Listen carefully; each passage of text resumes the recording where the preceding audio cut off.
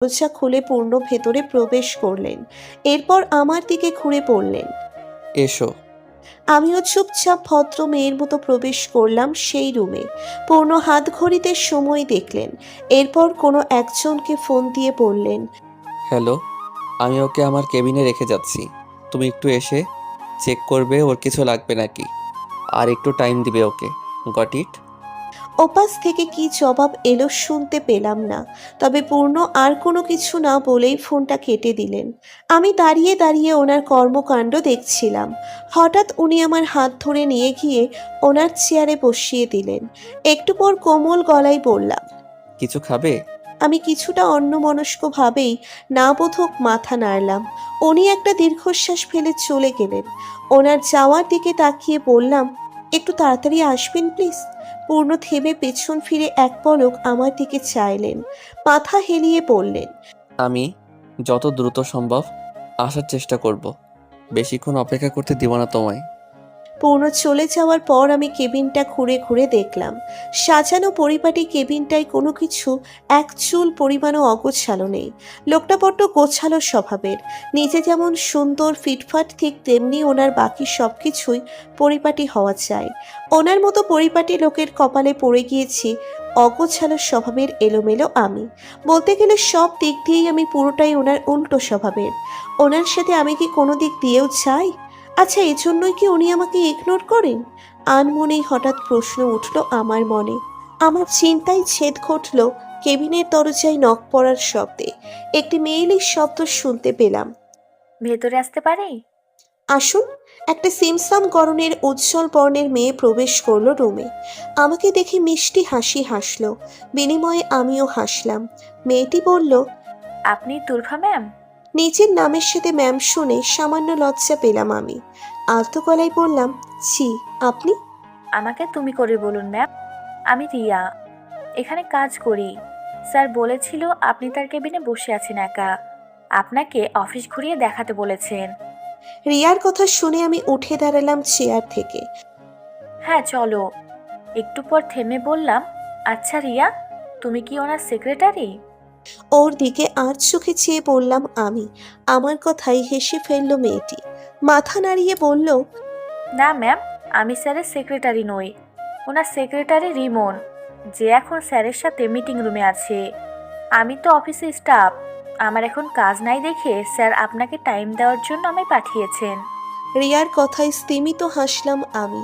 মনে মনে খানিকটা স্বস্তি পেলাম মেয়েটা ওনার সেক্রেটারি নয় শুনে। পরক্ষণেই নিজের চিন্তা ভাবনায় নিজেই বিরক্ত হলাম।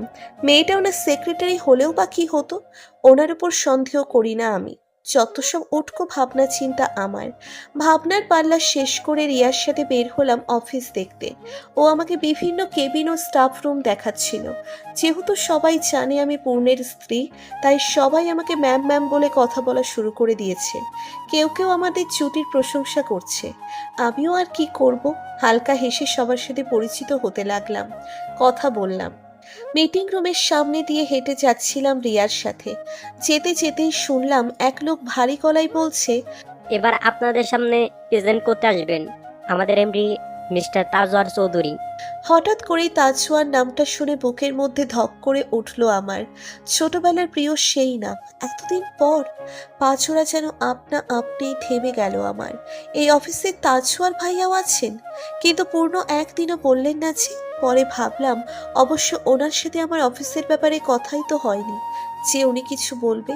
উৎসুক চোখে মিটিং রুমের দরজার সামান্য ফাঁক দিয়ে উকি দিলাম আমি। হালকা অন্ধকার রুমে প্রজেক্টরের আলোতে পেছন হতে উঠে উনি হেঁটে গেলেন সামনে।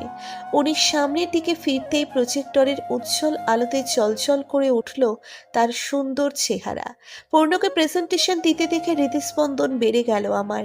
বিস্মিত নয়নে ওনার দিকে চেয়ে রইলাম আমি। পূর্ণই কি তবে আমার সেই তাজওয়ার ভাইয়া? তাহলে উনি কোনোদিন আমায় বলেননি কেন? রিয়ার ডাকে ধ্যান ভেঙে গেল আমার। কাঁপা কাঁপা হাতে মিটিং রুমের দরজাটা কোনো মতে লাগিয়ে পাশ ফিরলাম আমি। এই বিস্ময়ের রেশ কাটিয়ে ওঠা দায় আমার জন্য। হৃদয়ের মধ্যে হাতুড়ি পিটছে যেন, মাথার মধ্যে বিভিন্ন প্রশ্নের সমাহার। এদিকে রিয়া আমায় বারবার জিজ্ঞেস করেই যাচ্ছে এখানে কেন দাঁড়িয়ে আছি, সামনে যেতে বলছে। আমি কোনো রকম ঘোর কাটিয়ে উঠে এগিয়ে চললাম ওনার সাথে। মাথার মধ্যে সমীকরণ মেলানোর চেষ্টা করতে করতেই আবার পূর্ণের কেবিনের সামনে চলে আসলাম। এবার আমি পূর্ণ দৃষ্টিতে লক্ষ্য করলাম কেবিনের দরজায়, যার সামনে স্পষ্ট লেখা আছে এমডি তাজওয়ার চৌধুরী। বুঝলাম তখন পূর্ণ সামনে দাঁড়িয়ে থাকায় আমি দেখতে পারিনি দরজায় ওনার নাম। মনেই ওনার নামের অক্ষাংশের উপর হাত বুলিয়ে গেলাম আমি। রিয়া আমাকে ভেতরে বসিয়ে জিজ্ঞেস করলো কিছু খাবো কিনা। আমি আবারও না করলাম, কেননা আমার মন এখন অন্য চিন্তায় মগ্ন। এরই মধ্যে রিয়ার ফোন আসায় ও কাজের জন্য চলে গেল। একা একা বসে ভাবতে লাগলাম পূর্ণের কথা। উনি বড় হওয়ার সাথে সাথে বেশ পরিবর্তন হয়েছেন। ছোটবেলায় সেই তাজওয়ার ভাইয়ার সাথে এখনকার পূর্ণের কোনো মিলই পাই না আমি। তখন কত সুন্দর হাসি খুশি থাকতেন, ভালোভাবে কথা বলতেন আমার সাথে। এখন এরকম চুপচাপ গম্ভীর কিভাবে হলেন? কি কারণ থাকতে পারে? অবশ্য একটা বিষয়ে ওনার মধ্যে কোনো পরিবর্তন ঘটেনি। উনি তখনও আড়াল থেকে আমার কেয়ার করতেন, খানিকটা এখনো করেন। যা উনি প্রকাশ করতে না চাইলেও মাঝে মধ্যে ওনার আচরণে প্রকাশ পায়। মাথা নিচু করে নিচু মনে হালকা হেসে ভাবলাম আমি। মাথায় টোকা পড়তেই চমকে উঠে উপরে তাকালাম। মাথা তুলে উপরে তাকিয়ে দেখি পূর্ণ দাঁড়িয়ে রয়েছেন আমার সামনে। এক ভ্রু তুলে চেয়ে আছেন আমার দিকে। ওনাকে ভালোভাবে খেয়াল করলাম। ফর্সা কপালে মুক্তোর মতো বিন্দু বিন্দু ঘাম। এই ক্লান্ত পরিশ্রান্ত চেহারায়ও কি ভীষণ সুন্দর লাগছে তাকে। ছোটবেলা থেকেই তাকে প্রচণ্ড ভাল লাগতো আমার। এর জন্যই তো ওনাকে বিয়ে করতে চাইতাম। আর আজ ভাগ্যের অপরূপ খেলায় আমি ঠিকই তার সাথেই বিবাহ বন্ধনে আবদ্ধ হয়েছি। ভাবতেই শরীর শিউরে উঠল আমার। হঠাৎই লজ্জায় গাল দুটো লাল হয়ে উঠল। তার দিকে আর তাকিয়ে থাকতে পারলাম না আমি। চাহনি ঘুরিয়ে অন্যদিকে ফিরলাম। কি হয়েছে তোমার? বাহু ঝাঁকিয়ে বললেন উনি আমার। আমি আর চোখে তার দিকে চেয়ে বললাম, কিছু না। তাহলে গাল দুটো এভাবে লাল হয়ে আছে কেন? গরম লাগছে? এসির পাওয়ার কমিয়ে দিব? ওনার কথায় আমি হাসবো না কাঁদবো বুঝলাম না। পাগল লোকটা ভাবছে আমার গরম লাগছে। না চাইতেও হেসে ফেললাম আমি। এদিকে আমার হাসির দিকে অবাক চোখে তাকিয়ে আছেন উনি। আমি ওনার হাত টেনে বললাম, কাজ হয়েছে না আপনার? এখন চলুন আমরা বের হব। বড় আম্মুরা পৌঁছেও গিয়েছে এতক্ষণ হয়তো। পূর্ণ কিছু না বলে শান্তভাবে মাথা নাড়লেন আমার কথায়। তবে তার প্রশ্নবোধক দৃষ্টি এখনো আমার চেহারার দিকে নিক্ষিপ্ত। সেটা জেনেও বিশেষ পাত্তা দিলাম না। এ বিষয়ে ওনার সাথে পরে আলাপ করব। আপাতত গ্রামে যাওয়া বেশি জরুরি। অফিস থেকে বের হয়ে রাস্তার পাশে দাঁড়িয়ে আছি। পূর্ণ পার্কিং থেকে গাড়ি বের করতে গেছেন। এখান থেকে খানিকটা দূরে রাস্তার অপর সাইডে হাওয়াই মিঠাই বিক্রি করছেন এক লোক। এক কপত কপতি একসাথে হাওয়াই মিঠাই খাচ্ছে। ছেলেটা মেয়েটাকে খাইয়ে দিচ্ছে আর খুব হাসাহাসি করছে দুজনে। সেদিকে এক মনে চেয়ে আছি আমি। ছেলেটার জায়গায় পূর্ণকে আর মেয়েটার জায়গায় আমায় কল্পনা করতেই আনমনেই কিটকিটিয়ে হেসে উঠলাম আমি। গাড়ির হর্ন কানে যেতেই তাকিয়ে দেখি পূর্ণ এসে গেছেন। উনি গাড়ি থেকে নেমে আমার জন্য অপর পাশের দরজা খুলে দিলেন আমার জন্য। আমিও হেঁটে গিয়ে বসলাম গাড়িতে। উনি কিছু একটা ভেবে বললেন, আমি 1 মিনিটে আসছি, বসো একটু।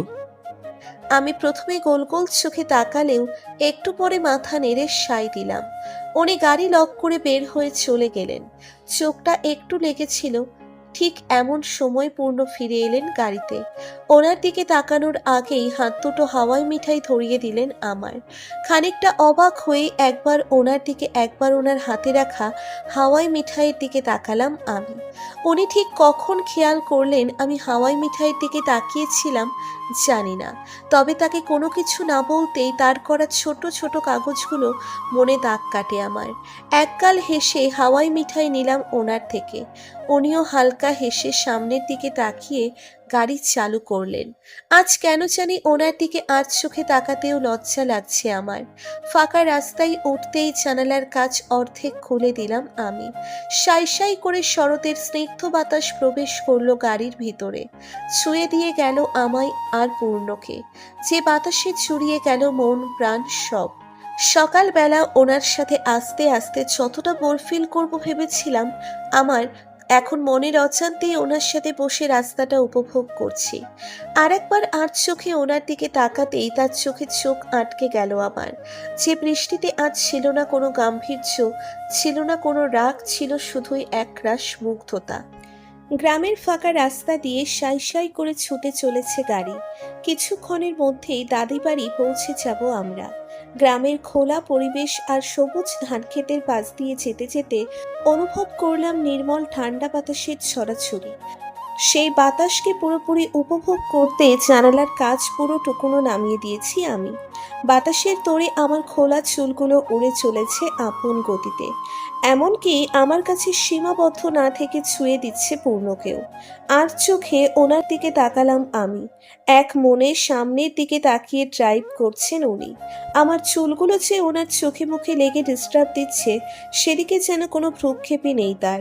লোকটা বড্ড চাপা, বিরক্ত হলেও তো বলবে না।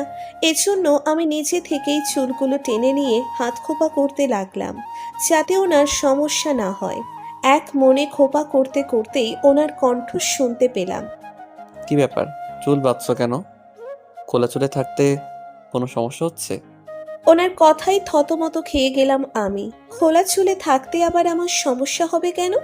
ওনার যদি সমস্যা না হয় এর জন্যই তো আমি চুল বাঁধছিলাম।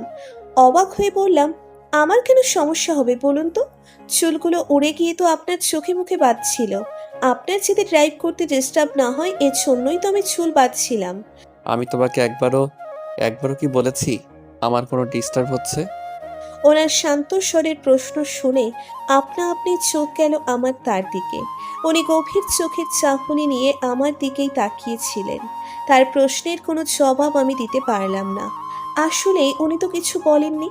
চুলগুলো ছেড়ে চুপচাপ মুখ ফিরিয়ে নিলাম আমি। এবার উনিও সামনের দিকে তাকিয়ে পুনরায় ড্রাইভ করায় মনোযোগ দিলেন। দেখতে দেখতেই আমরা পৌঁছে গেলাম দাদি বাড়ি। উঠোনের পাশে খোলা জায়গায় আরেকটি গাড়ি দেখে বুঝলাম বড় আম্মুরা এসেছেন। পূর্ণ গাড়ি থেকে নেমে আমার জন্য গাড়ির দরজা খুলে দিলেন। আমিও কথা না বলে বের হয়ে হাঁটতে শুরু করলাম ভেতরের দিকে। আচমকা হাতে টান পড়ায় পেছনে ফিরে তাকালাম আমি। পূর্ণ আমার হাত ধরে দাঁড়িয়ে আছেন। আমি দুই ভ্রু তুলে ইশারায় ওনাকে জিজ্ঞেস করলাম, কি হয়েছে? পূর্ণ কোনো জবাব না দিয়ে ধীর পায়ে এগিয়ে এলেন আমার দিকে। তারপর আলতো হাতে আমার শাড়ির আঁচলটুকু নিয়ে মাথায় বসিয়ে দিয়ে খানিকটা পিছিয়ে গেলেন। আমি বিস্মিত নয়নে দেখছিলাম তাকে। উনি কয়েক মুহূর্ত আমাকে পা থেকে মাথা পর্যন্ত দেখলেন। এবার ঠিক আছে, এখন একদম নতুন বউ লাগছে। হঠাৎ করেই আমার গাল টেনে দিয়ে বললেন উনি। এদিকে ওনার কথায় আর কাছে লজ্জায় লাল বর্ণ ধারণ করলো আমার গাল দুটো। মাথা নিচু করে রইলাম চুপচাপ। আমাকে চুপ থাকতে দেখে পূর্ণ কিঞ্চিত কেশে বলল, কি ব্যাপার, এভাবে বাড়ির বাহিরে দাঁড়িয়ে সময় নষ্ট করছো কেন? সবাই আমাদের জন্য অপেক্ষা করছে, ভেতরে চলো। বলেই আমার হাত ধরে হন হন করে হেঁটে চললেন বাড়ির ভেতর। এদিকে আমি অবাক হয়ে চেয়ে আছি ওনার দিকে।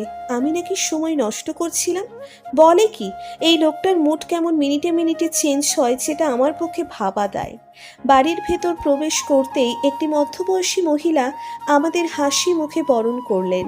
আমাদের ভেতরে আসতে দিয়ে আমার গালে হাত রেখে বললেন, তুই আমাদের তুরফা? আমায় চিনেছিস? আমি তোর কাকি হই। এত বড় হয়ে গেছিস বুড়ি। সেই যে ছোট থাকতে দেখেছিলাম তোকে, একদম পুতুলের মতো ছিলি তুই। আর এখন দেখতে ভালো নেই কাকিমা? দুঃখী দুঃখী মুখে প্রশ্ন করলাম আমি। আমার কথায় কাকি উত্তর দেওয়ার আগেই পাশ থেকে পূর্ণ বিড়বিড় করে বললেন, না, এখন দেখতে পেতনির মতো লাগে। ওনার কথা শুনে রেগে চোখ পাকিয়ে তাকালাম তার দিকে। উনি সেটা দেখেও দেখলেন না এমন ভাব করলেন। কাকিমা হেসে বললেন, আরে পাগলি, এখন তো দেখতে আরো সুন্দর হয়েছিস। এটা আবার বলা লাগে? কাকিমার কথায় হেসে ফেললাম আমি। এক এক করে ফুপি চাচুদের সাথে পরিচয় হলো আমার। এতদিন পর পরিবারের এতজনকে সাথে পেয়ে আমি আবেগ আপ্লুত হয়ে সবার সাথে কথা বলছি আর কৌশল বিনিময় করছি। দাদি নামাজ পড়ছেন বিধায় এখনো আসেননি। বাকি সবাই জিজ্ঞেস করছেন কেমন ছিলাম এতদিন, কত মিস করেছে সবাই আমায়। একই সাথে তারা আমায় আদর করছেন, আমায় কত খুঁজেছি এগুলো বলছেন। আমিও সেসব মনোযোগ দিয়ে শুনছি, তাদের আদর উপভোগ করছি আর সবার সাথে কথা বলছি। আর চোখে চোখ গেল পূর্ণের উপর, যিনি পারতপক্ষে সোফায় বসে বসে প্রান্ত ভাইয়ার সাথে কথা বললেও ওনার চোখ আমার দিকে, যেটা দেখে একই সাথে লজ্জা ও অস্বস্তিতে পড়লাম আমি। হয়েছেটা কি ওনার? সবার সামনে এভাবে তাকিয়ে আছেন কেন লোকটা? কেউ দেখলে তো লজ্জায় আমাকেই পড়তে হবে। আমার ভাবনার মধ্যে চলে এলেন একজন বয়স্ক নারী, যাকে আমি না চিনেও এক দেখাতেই চিনে ফেলেছি। উনি হলেন আমার দাদি। ওনাকে ধরে নিয়ে আসছিলেন বড় আম্মু।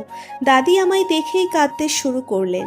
আমায় দুহাতে জড়িয়ে ধরে অজস্র চুমুই ভরিয়ে দিলেন আমার মুখ। এতদিন পর প্রিয়জনদের অঢেল ভালোবাসা পেয়ে চোখ দিয়ে আনন্দ অশ্রু ঝরে পড়ল আমার নিজেরও, যে অনুভূতি ভাষায় প্রকাশ করা দায়। আমার নূর, আমার বাচ্চাটা, আমার ছোট ছেলের রেখে যাওয়া শেষ স্মৃতি। এতদিন কই ছিলি তুই? কত খুঁজেছে সবাই তোকে জানিস? যেদিন তোর বাপ মা মরল আর তুই হারাই গেছিলি, সেদিন ছিল আমাদের জন্য সবচেয়ে দুঃখের দিন। আর আজ তোকে ফিরে পেয়ে আমার চেয়ে খুশি কেউ নাই। আজ তোর খাতির যত্নের কোনো অভাব হবে না। ওরে ঘরের মেয়ে ঘরে ফিরেছে, চল আমার সাথে। বলেই দাদি আমার হাত ধরে টেনে নিয়ে গেলেন খাবার টেবিলে। এদিকে টেবিল ভরা খাবার দেখে আমার মাথা ঘুরে উঠল।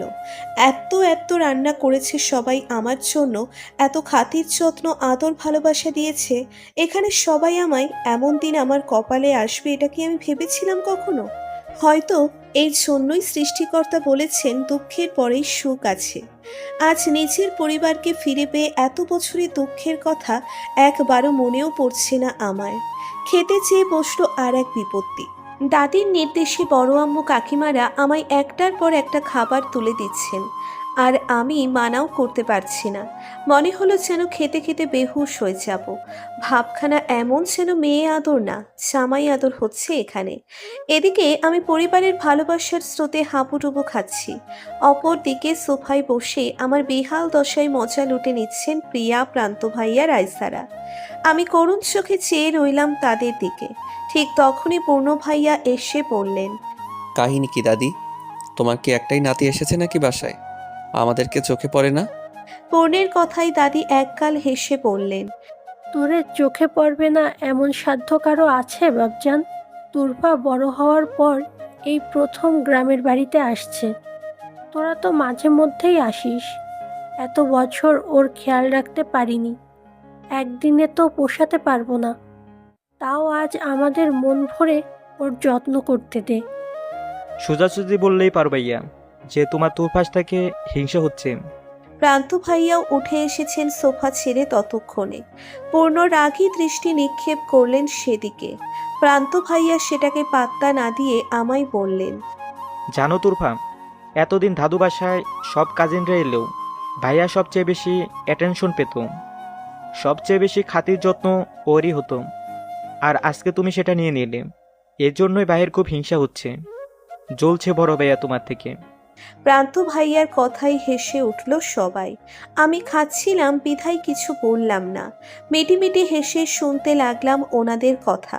পূর্ণ তাচ্ছিল্যের হাসি দিয়ে বললেন, আর খেয়ে দে কাজ নেই আমার যে তোরফার মতো পিচ্চির থেকে জ্বলবো?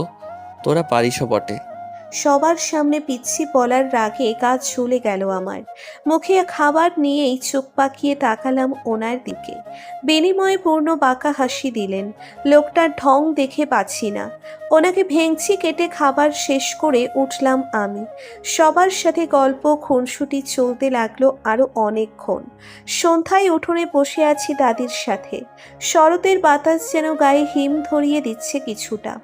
শরীরে মাথায় ওড়না পেঁচিয়ে চুলোর কাছে বসে আছি আমি। বড় আম্মু কাকিমারা পিঠা বানাচ্ছে এক পাশে। অন্য পাশে আমি, রাইসা ও প্রিয়া বসে বসে দাদির গল্প শুনছি। বাহির থেকে ছেলেরা সবাই ফিরল ঘরে। বিকেলে সবাই একসাথে বাজারের দিকে গিয়েছিলেন। পূর্ণ হাত মুখ ধুয়ে আসতেই দাদি ওনাকে বসার জন্য টুল দিলেন। উনি দাদির পাশে বসলেন আমার মুখোমুখি, আর চোখে চেয়ে রইলাম আমি ওনার দিকে। আগুনের আলোয় চেহারায় অন্য সৌন্দর্য এসেছে সবার মধ্যে, আর আমার চোখ দুটো পূর্ণর দিকে আটকিয়ে। কেন হঠাৎ করে লোকটাকে এত ভালো লাগছে আমার ভাবনার ছেদ হলো দাদির কথায়। পূর্ণের দিকে ঘুরে উনি বললেন, একটা কথা ভাবতেছিলাম বাপজান, যদি তুমি রাজি থাকো তাইলে। কি কথা দাদি? বলে ফেলো। এতদিন পর তুরফা আমাদের কাছে আসছে, ওর সাথে মন ভরে কথাই বলা হলো না। আসলাই তো তোমরা দুইজন দুপুরে, তাই ভাবতেছিলাম রাতে তুরফা আমার সাথেই থাকবে। সব মেয়েরা একসাথে রাতভর গল্প করব আমার রুমে। জানি নতুন নতুন বিয়ে তোদের, বরবউরে আলাদা রাখা উচিত না, তাও মনে আসলো কথাটা, এই জন্য তোরে বললাম। তুই যা বলবি তাই হবে, এতে তোর কোনো সমস্যা নাই তো? পূর্ণের হাস্য উজ্জ্বল মুখটা হঠাৎ করেই গম্ভীর হয়ে গেল। আগুনের তাপে যে মুখটা উজ্জ্বল হয়েছিল তাতে হঠাৎ করেই অন্ধকার নামলো।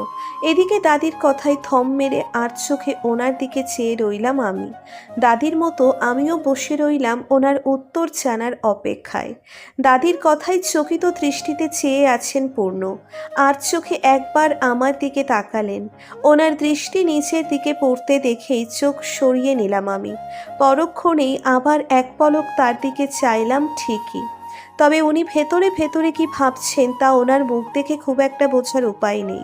খানিকক্ষণ বাদে শুষ্ক কেশে বরাবরের ন্যায় গম্ভীর গলায় দাদিকে বললেন, তোমার নাতনি এত বছর পর এসেছে, তুমি ওর সাথে থাকার ইচ্ছে করতেই পারো দাদি, আমার এতে কোনো আপত্তি নেই।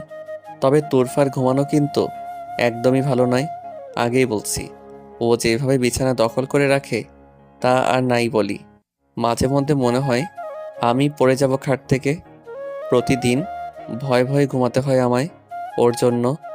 তুমি বুড়ো মানুষ, এই বয়সে খাট থেকে পড়ে গেলে হাড় হাড্ডি একটাও আস্ত থাকবে না। তোমার জন্য চিন্তা হচ্ছে আমার। সাবধানে থেকো দাদি। পূর্ণের কথা শুনে হাসির রোল পড়ে গেল উঠোন জুড়ে। এদিকে আমার চক্ষু চড়ক গাছ। উনি যে আমার সম্পর্কে এমন কথা বলবেন সবার সামনে, সেটা কখনো কল্পনায়ও আনিনি আমি।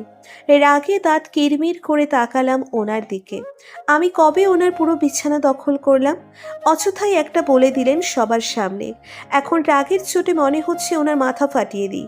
এদিকে বাকি সবাই হেসে লুটোপুটি খাচ্ছে, আর পূর্ণ চেহারার এমন ভাব করে আছেন যেন এই মুহূর্তে ওনার চেয়ে সত্যবাদী দুনিয়াতে আর কেউ নেই। ওনার কথা বলার সিরিয়াস ভঙ্গিমা দেখে কারো বোঝার জো নেই যে উনি ঠাট্টা করছেন নাকি সত্যি বলছেন। তাই বিষয়টা সত্য হোক আর মিথ্যা, সবাই এখন সেটার মজা নিতেই ব্যস্ত। মাঝখান থেকে শুধু আমার ইজ্জতের ফালুদা বানিয়ে দিলেন খারাপ লোকটা। পূর্ণের থেকে চোখ সরিয়ে দেখি বাকি ছেলেরাও হাত মুখ ধুয়ে এসে পড়েছে। বড় আম্মু কাকিমারা চুলো থেকে গরম গরম তেল পিঠা তুলে দিচ্ছেন সবাইকে। আমি একটা পিঠা চুলো থেকে তুলে এনে ফু দিয়ে দিয়ে ঠান্ডা করছিলাম মনোযোগের সাথে, কারণ আমি আবার একদম গরম গরম খাবার খেতে পারি না, জিভ পুড়ে যায় আমার। তাই কিছুক্ষণ পর এক কামড় যেই না মুখে দিয়ে দেখবো ঠান্ডা হয়েছে কিনা, এমন সময় হাত থেকে পিঠেটা কেড়ে নিল কেউ। অবাক হয়ে সামনে চেয়ে দেখি পূর্ণ মহাশয় মহা আয়েসে নিজের জায়গায় বসে আমার ঠান্ডা করা পিঠা খাচ্ছেন। আর এক দফা ওনার প্রতি রাগ হলো আমার। লোকটা কি শুরু করেছেন সন্ধ্যা থেকে? সকাল থেকে দাদু বাড়ি আসার আগ পর্যন্ত কত সুন্দর ব্যবহার করছিলেন আমার সাথে, আর এখানে আসার পর আমার আগের মতো খাটাস হয়ে গেলেন। আপনি আমার পিঠা নিলেন কেন? আপনার লাগলে আমি তো অন্য একটা তুলে দিতামই, ওটা আমি ঠান্ডা করেছিলাম, সেটাই নিতে হলো আপনার? চোখ পাকিয়ে পূর্ণের দিকে তাকিয়ে বললাম আমি। উনি এক পলক আমায় দেখে আমার কথাকে পাত্তা না দিয়ে মনের সুখে পিঠা খেতে লাগলেন, যেন তার জীবনে এর চেয়ে গুরুত্বপূর্ণ আর কোনো কাজ নেই। এদিকে সবাই মিটি মিটি হাসছে আমাদের দেখে। অবশেষে ফোঁস করে একটা দীর্ঘশ্বাস ফেলে আমি নতুন করে আরেকটি গরম পিঠা আমার বাটিতে তুলে নিয়ে ঠান্ডা করতে লাগলাম। এরই মধ্যে দাদির আওয়াজ শুনে তার দিকে তাকালাম। কত বছর পর তোদের দুজনের খুনসুটি দেখছি, মনটাই ভরে গেল আমার। ছোটবেলায় ঈদে দেখা হলেই তো একসাথে থাকতি তোরা। এখন তোদের বিয়ে হওয়ায় বেশ হয়েছে, আমি অনেক খুশি হয়েছি।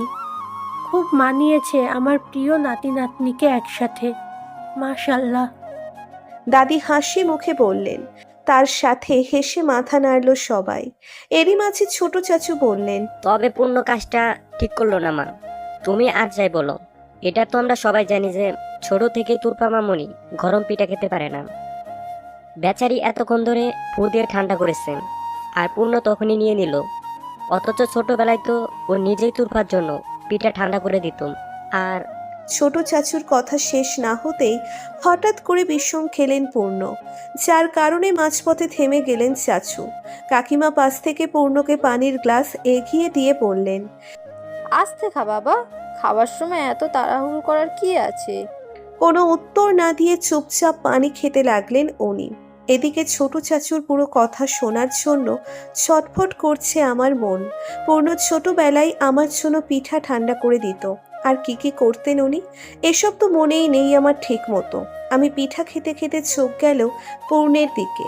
উনি শান্তভাবে তাকিয়ে আছেন আমার দিকে। ওনার থেকে চোখ সরিয়ে তাই ব্যাপক আগ্রহ নিয়ে ছোট চাচুকে জিজ্ঞেস করলাম, কি বলছিলে যেন চাচু, শেষ করলেন আজ? চাচু পুনরায় কিছু বলার আগেই মুখ খুললেন পূর্ণ। চাচুর কথা এক প্রকার ছিনিয়ে নিয়ে নিজেই বললেন, আরে চাচ্চু, আমি তো জানতাম না যে তোমাদের আদরের ভাস্তি এখন আগের মতোই আছে। আমি ভেবেছিলাম হয়তো সময়ের সাথে বড় হয়ে গেছে ও, কিন্তু আমার ধারণাকে ভুল প্রমাণ করে দিল তুরফা, যে ও শরীরে বাড়লেও বাকি সব দিক থেকে এখনও সেই ছোটবেলার মতোই স্টুপিড আছে। পূর্ণের কথায় চাপা পড়ে গেল চাচুর কথা। হেসে উঠলেন চাচু। একই সঙ্গে আর এক দফা হাসির রোল পড়ল উঠান জুড়ে। লোকটা মনে হয় আজ আমাকে হেনস্থা করার জন্যই মুখ খুলছেন বারবার। ওনার দিকে অগ্নিদৃষ্টি নিক্ষেপ করে ভাবলাম আমি। এরই মাঝে পূর্ণ একটা শয়তানি হাসি দিলেন আমার দিকে তাকিয়ে। মুখ বেঁকিয়ে ওনার থেকে দৃষ্টি ফিরিয়ে আমি দাদিকে বললাম, আচ্ছা দাদি, এসব বাদ দাও। আমি চাওয়ার পর কি কি মজার ঘটনা ঘটেছে ঈদে, আমি কি কি মিস করেছি সেগুলো বলো। কতদিন ধরে ইচ্ছে ছিল পরিবারের সাথে আড্ডা দেওয়ার, গল্প করার, আজ পূরণ হবে। সব গল্প শুনতে চাই আমি। আমার উচ্ছ্বাসিত মুখ দেখে হেসে ফেলল সবাই। চাচু কাকিমারাও চোখ দিলেন দাদির সাথে গল্প শোনাতে। মাঝে মধ্যে প্রান্ত ভাইয়া কিছু একটা বলছে, যেটা নিয়ে পূর্ণের সাথে ওনার কথা কাটাকাটি হচ্ছে। দুই ভাইয়ের খুনসুটি দেখতেও বেশ মজা লাগছে। এদিকে সবার গল্প শুনতে শুনতে হাসি ঠাট্টায় মেতে উঠেছি আমি। এতক্ষণ হাসলেও আনমনেই চোখের কোণে বিন্দু বিন্দু জলের উপস্থিতি টের পেলাম আমি। তবে কেউ দেখে ফেলার আগেই তা দ্রুত মুছে ফেললাম। এত বছর পর এই প্রথম কোনো আড্ডায় নিজেকে পর লাগছে না। কেননা আশেপাশে যারা আছেন তারা সবাই আমার আপন মানুষ, আমার আপনজন। দাদু বাড়ির বিশাল উঠোনটাই হালকা শীতের মধ্যেও সরগরম হয়ে গেছে এত প্রাণীর উপস্থিতি পেয়ে। হাসি মুখে মাথার উপরের বিশাল আকাশের দিকে তাকালাম আমি। আকাশের কোণে ঝুলে থাকা চাঁদটাও যেন হাসছে আজ আমার খুশিতে। দাদির ছোট্ট রুমে গাদাগাদি করে শুয়ে বসে আছি সব মেয়েরা। গভীর রাত পর্যন্ত পরিবারের সব ছেলে মেয়েরা মিলে আড্ডা দিয়ে চলে গিয়েছে যে যার ঘরে। যাওয়ার সময় পূর্ণ একটা বারও তাকালেন না আমার দিকে। আমিও চুপচাপ দাদির রুমে চলে এসেছি। অবশ্য পরে দাদির কথায় শুধু আমিই নই, তার ঘরে থেকে গেছি আমরা সব মেয়েরা। বড় আম্মু কাকিমারা নিজেদের মধ্যে কথা বলছে। রাইসা বেচারি প্রান্ত ভাইয়ার থেকে দূরে থাকার কষ্টে ওনার সাথে মেসেজে আলাপ করছে। প্রিয়া ফ্লোরে করা বিছানায় ইতিমধ্যে ঘুমিয়ে কাদা। আর এদিকে আমি মাটিতে বসে আছি দাদির সামনে, যিনি আমার চুল আঁচড়ে দিয়ে বেনি করে দিচ্ছেন। দাদির সাথে আমার শোয়ার কথা থাকলেও বড় আম্মুর কোমরে ব্যথার সমস্যা থাকায় তাকেই খাটে থাকার জন্য জোর করলাম আমি। আর যাই হোক, বড় আম্মুকে নিচে শুয়ে কষ্ট পেতে দিয়ে দাদির সাথে খাটে ঘুমোতে পারবো না আমি। আমার চুল বেনি করা শেষ হতেই দাদি বললেন, যা তুরফা, শুয়ে পড়। সবাই শুয়ে শুয়েই গল্প করব, অনেকক্ষণ ধরেই তো বসে আছি। দাদির বড় আম্মুদের রেস্ট লাগবে ভেবে আমিও মাথা নেড়ে শুয়ে পড়লাম। রাইসা খাটের এক পাশে শুয়ে ফোনে মেসেজ করেই যাচ্ছে, অন্য পাশে কাকিমা ইতিমধ্যেই নাক ডাকছেন। দরজার কাছে এক পাশে প্রিয়া ঘুমোচ্ছে, তাই ওর পাশে জায়গা দেখে বালিশ কাঁথা নিয়ে শুয়ে পড়লাম আমি। দাদি বলেছিলেন গল্প করবেন, কিন্তু উনি নিজেও নাক ডাকা শুরু করেছেন বিছানায় গা এলিয়েই। কোথায় গল্প কোথায় কি, রুমের বেশিরভাগ মানুষই ঘুমোচ্ছে এখন ক্লান্তির চোটে। আমি নীরবে হাসলাম সেদিকে তাকিয়ে। চোখ বন্ধ করতেই ক্লান্ত শরীরে এসে ভর করল রাজ্যের ঘুম। ঘুমের সাগরে তলিয়ে গেলাম আমি। গায়ে হিম বায়ু অনুভব হতেই ঘুমের রেশ কেটে গেল আমার। গায়ের কথাটা সরে গেছে বুঝে চোখ বন্ধ করেই কাঁথাটা খুঁজলাম। না পেয়ে চোখ খুলে পাশে তাকিয়ে দেখি প্রিয়া আমার কাঁথাটা টেনে কোলবালিশ বানিয়ে ঘুমোচ্ছে। এদিকে গায়ে ঠান্ডা লাগছে বেশ, কিন্তু ওর থেকে কাঁথা টানলেও প্রিয়া দিচ্ছে না, বেশ জোর দিয়েই চেপে ধরে ঘুমোচ্ছে। হতাশ হয়ে কাঁথা ছাড়াই ঘুমানোর চেষ্টা করলাম আমি। ঠান্ডায় ঘুম তো ধরলই না, উল্টে পিপাসা পেল আমার। মনে করলাম পানির তৃষ্ণায় ঘুম ধরছে না, তাই রুমের দরজা খুলে পানি খাওয়ার জন্য ডাইনিং রুমের দিকে গেলাম আমি। পানি খেয়ে গ্লাসটা টেবিলে রাখতেই মনে হলো আমার পেছনে যেন কেউ আছে। যেহেতু ঠান্ডা লাগছিল তাই ঘাড়ের কাছে গরম নিঃশ্বাস অনুভব করতেই মানুষটার উপস্থিতি টের পেলাম আমি। কিন্তু এই সময় কে আসবে? সবাই তো ঘুমিয়ে থাকারই কথা। বাড়িতে চোর ঢোকেনি তো? উল্টো পাল্টা ভাবতে ভাবতেই পেছনে ঘুরে একটা চিৎকার দেওয়ার প্রস্তুতি নিচ্ছিলাম মনে মনে। পেছন ফিরতেই ধাক্কা খেলাম কারো শক্ত বুকের সাথে। খানিকটা পিছিয়ে ডাইনিং এর চেয়ারের সাথে বাড়ি খেতে ধরলাম আমি, কিন্তু তার আগেই আমাকে টেনে কাছে আনলেন পূর্ণ। পুরো বাড়িতে এখন ড্রিম লাইট আর জানালার পর্দার ফাঁকে দিয়ে আসা চাঁদের আলো ব্যতীত কোনো আলো নেই। এর মাঝেও স্পষ্ট দেখতে পেলাম আমি তার চেহারা। আমার মতো উনিও বিস্মিত হয়ে তাকিয়ে আছেন আমার মুখপানে। দুজনেই অবাক হয়ে হঠাৎ একসাথেই ধীর গলায় বলে উঠলাম, আপনি এখানে? আমার এক কদম সামনে দাঁড়িয়ে আছেন পূর্ণ। ঈষৎ অন্ধকারে ঘরে দুজনের দৃষ্টি দুজনার পানে। হাত ছেড়ে দিলেও দূরত্ব বাড়েনি আমাদের মাঝে। উনি কিছুক্ষণ পর ধীম আওয়াজে ধমকিয়ে বললেন, এত রাতে ঘুমাওনি কেন? গল্প কি এখনো শেষ হয়নি তোমাদের? ভ্রু কুঁচকে তাকালাম আমি ওনার দিকে। এমনভাবে বলছেন যেন আমি কি একাই জেগে আছি এত রাতে, আর উনি ঘুমের মধ্যে হেঁটে এসেছেন এখানে। তীক্ষ্ণ স্বরে বললাম, ঘুমিয়েছিলাম আমি, পানির তৃষ্ণায় ঘুম ভেঙে গেছে তাই এখানে এসেছিলাম। কিন্তু আপনি ঘুমাচ্ছেন না কেন? আমার তো তাও জেগে থাকার একটা কারণ ছিল, আপনার তো ছিল না। তাহলে আপনি কি করছেন এখানে এত রাতে? আমার কথায় সুচারু দৃষ্টিতে চাইলেন উনি, যেই দৃষ্টি বোধগম্য হলো না আমার। তবে উনি আমার প্রশ্নের সরাসরি উত্তর দিলেন না। মৃদু কণ্ঠে বললেন, ঘুম ধরছে না তোরফা? ছোট্ট একটি বাক্য, অথচ এর মধ্যেও আমি খানিকটা বিষাদের গন্ধ পেলাম।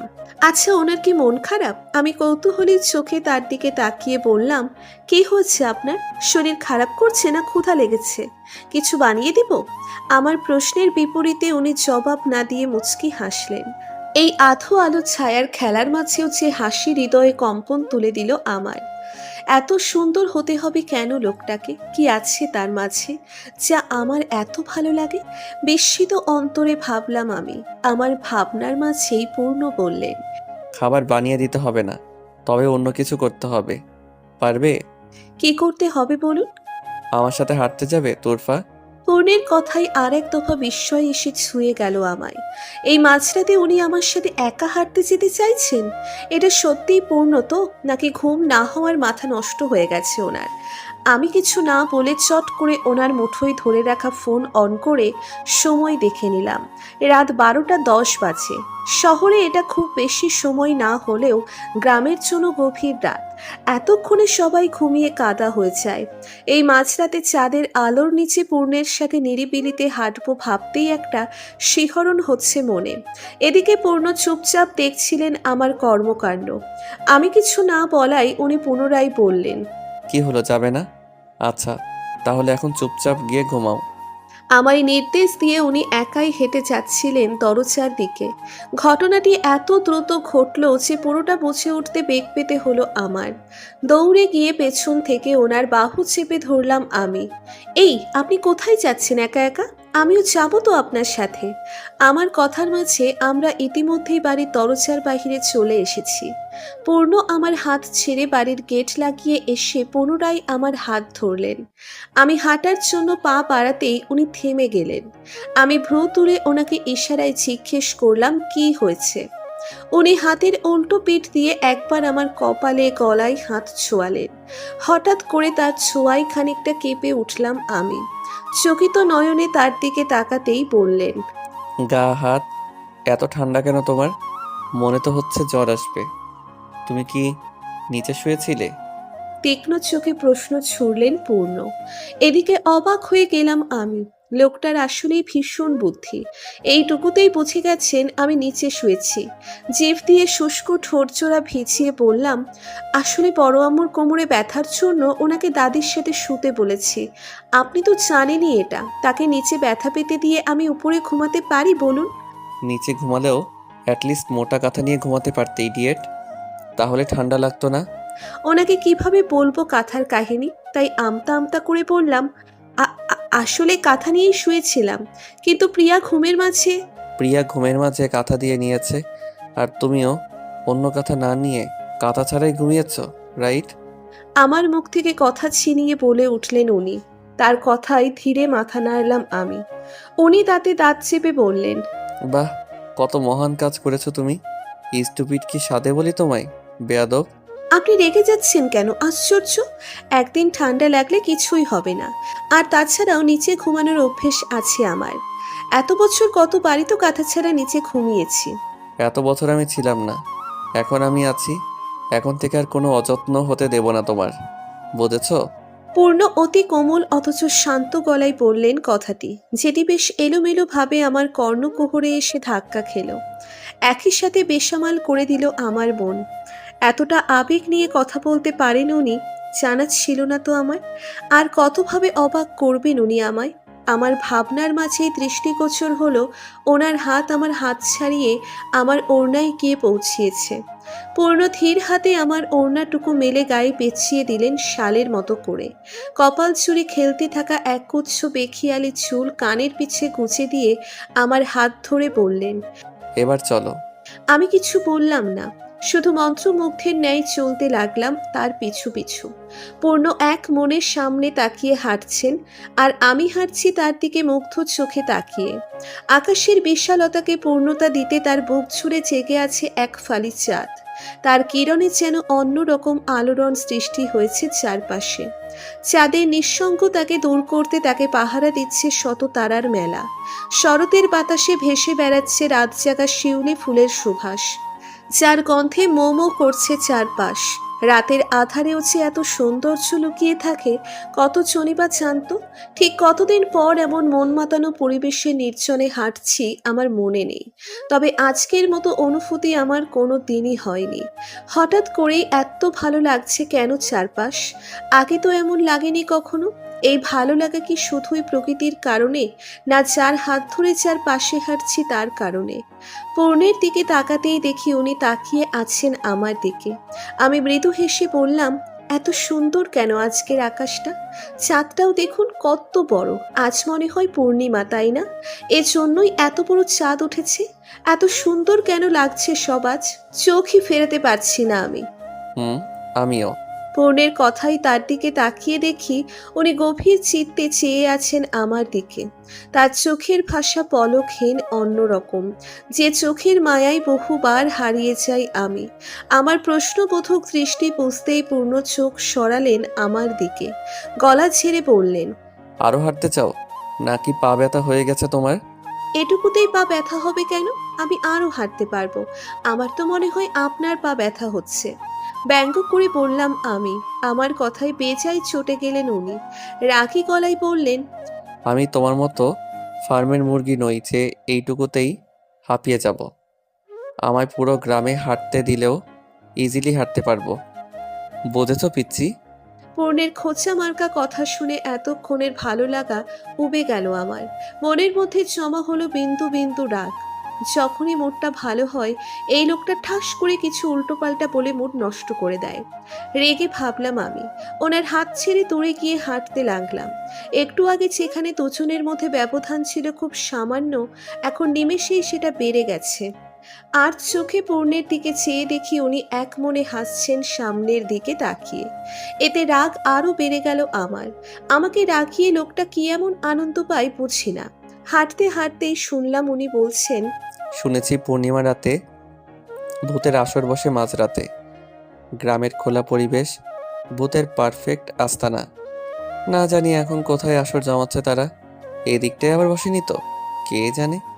হঠাৎ করে এই সময় ভূতের কথা শুনে পিলে চমকে উঠল আমার। এতক্ষণে সুন্দর পরিবেশ যেন নিমেষেই গা ছমছমে মনে হলো আমার কাছে। তবুও একটা ঢোক গিলে নিজেকে সামলে নিলাম আমি। ওনার সামনে কোনোভাবেই দেখানো যাবে না যে আমি ভয় পাচ্ছি। চারদিকে ভয়ার্থ নজর বুলিয়ে দোয়া দরুদ পড়তে পড়তে হেঁটে চলেছি আমি। এদিকে পূর্ণ নিচু মনে হেসে এগিয়ে চলেছেন। তার হাসি দেখে আমার গা চলে গেলেও এই মুহূর্তে কিছু বলছি না। ওনার সাথে দূরত্ব রেখেই হেঁটে চলেছি বাড়ি পৌঁছানোর আগ পর্যন্ত। হঠাৎ চোপের মধ্যে একটি ইঁদুরের মতো প্রাণী দৌড় দিতেই ভয়ে পূর্ণের পাশে চলে গিয়ে ওনার বাহু খামচে ধরলাম আমি। এদিকে আমি ভয়ে শেষ, ওদিকে সামান্য উচ্চস্বরেই হাসলেন উনি, যেন এটার অপেক্ষায় ছিলেন এতক্ষণ। ভ্রু তুলে আমায় জিজ্ঞেস করলেন, কি ব্যাপার, আমার সাথে লেগে গেলে কেন? তুমি না দূরে দূরেই হাঁটবে? মনে মনে অনেক কিছু বলতে চেয়েও নিজেকে শান্ত করলাম আমি। ওনাকে এখন কিছু বলা যাবে না। অ্যাটলিস্ট বাসায় পৌঁছানোর আগ পর্যন্ত উনিই আমার একমাত্র ভরসা। তাই কিছু না বলে চুপচাপ তার বাহু ধরে হেঁটে চললাম বাড়ির দিকে। বাড়ি পৌঁছতেই পূর্ণের হাত ছেড়ে দিলাম আমি। উনি দরজা লাগাতে ব্যস্ত থাকায় আমি কিছু না বলেই হনহন করে হেঁটে যেতে লাগলাম দাদির রুমের দিকে। আকস্মিক চাপা কণ্ঠের গুনগুন শুনে পা ছোড়া থেমে গেল আমার। পেছনে ফিরতেই দেখি পূর্ণ আন মনে হাসছেন। আমার দিকে এক পলক চেয়ে চুপচাপ পাশ কেটে চলে যেতে লাগলেন ওনার রুমের দিকে। এদিকে তার চাওয়ার পানে চেয়ে আছি আমি। বেশি কিছু না বলেই যেন অনেক কিছুই বলে ফেলেন লোকটা। কথাই নয় কাজে বিশ্বাসী। উক্তিটি যেন ওনার ক্ষেত্রেই প্রযোজ্য। সকালবেলা প্রিয়ার ডাকে ঘুম ভেঙে গেল আমার। ঘুমু ঘুমু চোখ মেলে ওর দিকে তাকাতেই বলল, ঘুম ভালো হয়েছে ভাবি। কখন যে তোমার কাঁথাটা টেনে নিয়েছিলাম ঘুমের মধ্যে বুঝতেই পারিনি আমি। তোমাকে আবার মাঝরাতে উঠে অন্য একটা কাঁথা নিতে হলো। সত্যিই সরি। সদ্য ঘুম থেকে উঠে প্রিয়ার মুখে এমন কথার আগা মাথা কিছুই বুঝলাম না আমি। নিচের দিকে তাকাতেই খানিকটা চমকে গেলাম। আমার শরীর একটা মোটা কাঁথা দিয়ে মোড়ানো, কিন্তু এটা তো আমি নিইনি। আমি ক্লান্ত হয়ে ওড়না দিয়ে গা ঢেকেই এসে ঘুমিয়ে পড়েছিলাম রাতে। তার মানে এটা নিশ্চয়ই পূর্ণ এনে দিয়েছেন। এই লোকটা আসলেই পাগল। কখন এসে আমায় কাঁথা দিয়ে মুড়িয়ে দিয়ে গেলেন আমি টেরও পেলাম না। ওনার কর্মকাণ্ড প্রতিনিয়ত মুগ্ধ করছে আমায়। আমাকে থম মেরে বসে থাকতে দেখে প্রিয়া মাথা ঝাঁকিয়ে জিজ্ঞেস করলো কি হয়েছে। তবে আমি ওর কথার কোনো উত্তর দিলাম না। হালকা হেসে ওর গাল টেনে দিয়ে উঠে গেলাম। পূর্ণের আচরণে আমার মনটা ফুরফুরে হয়ে গেছে। হঠাৎ মনে হলো উনি আমাকে কাঁথা দিলে নিজে নিশ্চয়ই কাঁথা ছাড়াই ঘুমিয়েছেন। ওনার যদি ঠান্ডা লাগে আমারও ওনার জন্য কিছু করা উচিত।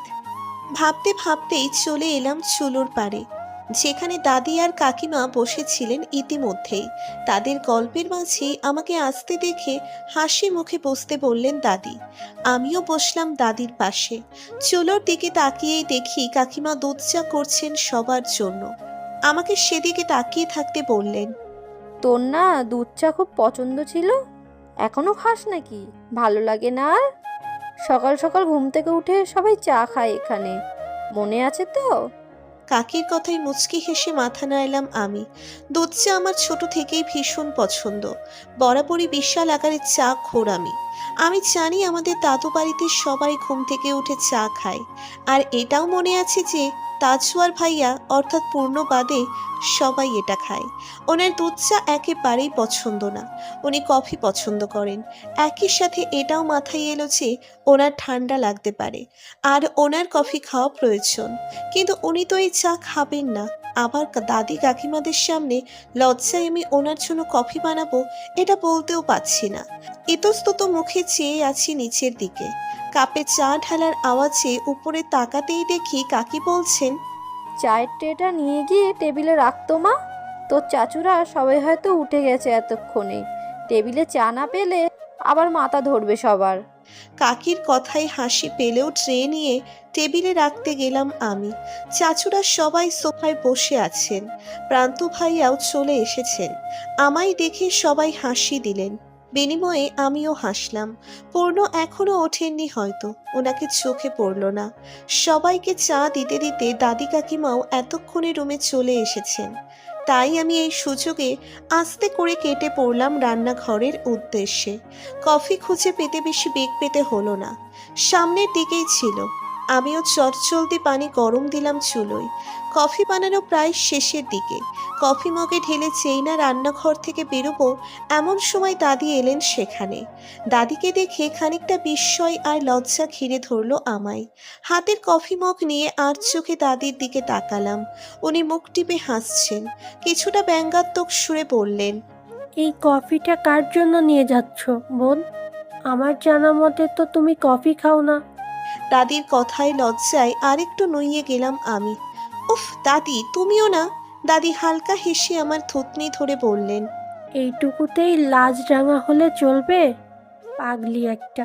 তুই যার জন্য কফি বানিয়েছিস সে কিন্তু ঘুম থেকে উঠেছে, এখনো ওর রুমেই আছে, নিয়ে যা ওখানে। দাদির কথায় লাজুক হেসে রুমের উদ্দেশ্যে রওনা হলাম আমি। পথিমধ্যে শুনতে পেলাম দাদির মিহি কণ্ঠের হাসি। হাসতে হাসতেই বললেন, তোরা দুজন পারিসও বটে।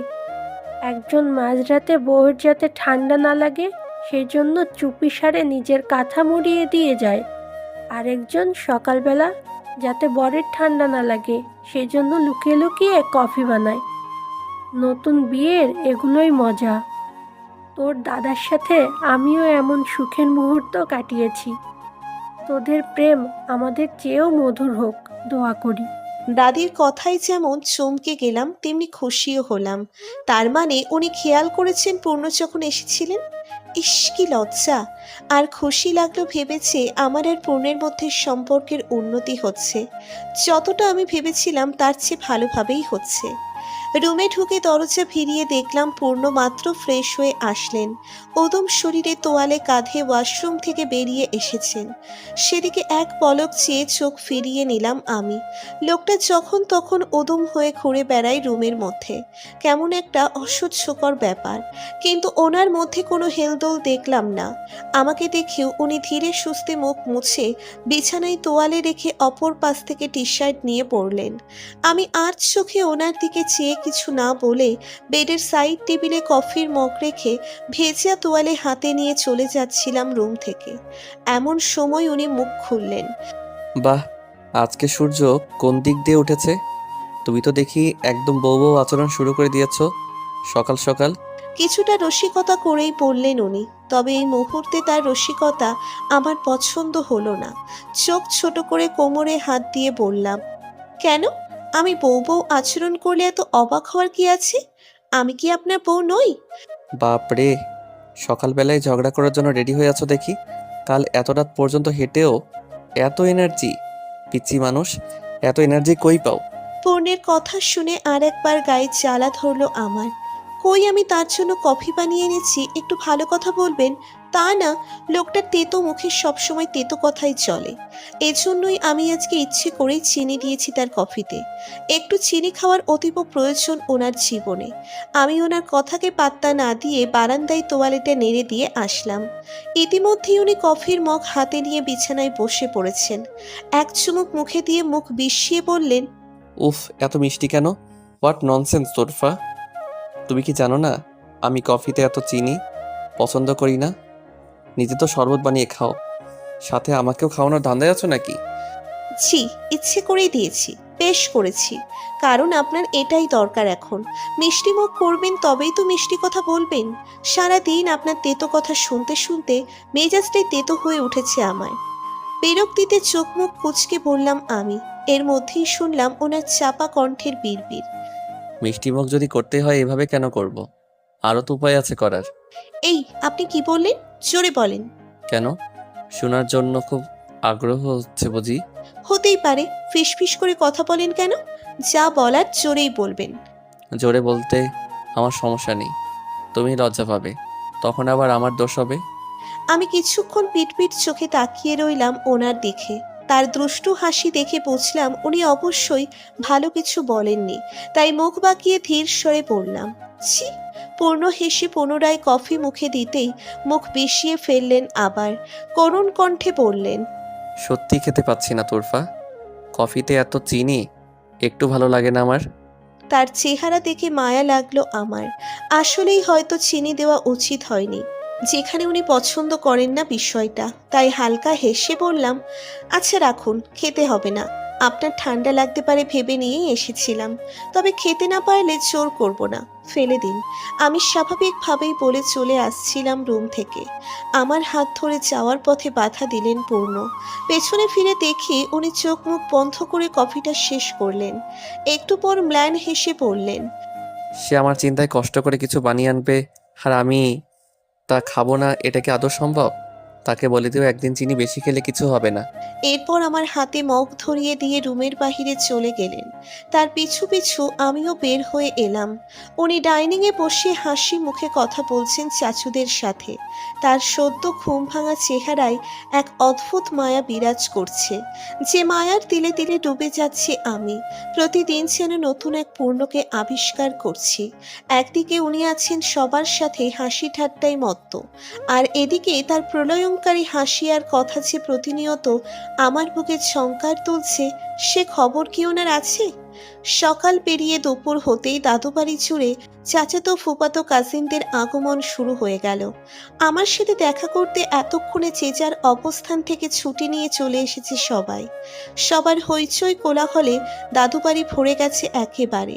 দোতলার বারান্দা থেকে সবাইকে নিচে নামতে দেখে উচ্ছ্বসিত হাসলাম আমি। রুমে গিয়ে দেখি পূর্ণ ফোনে কথা বলছিলেন।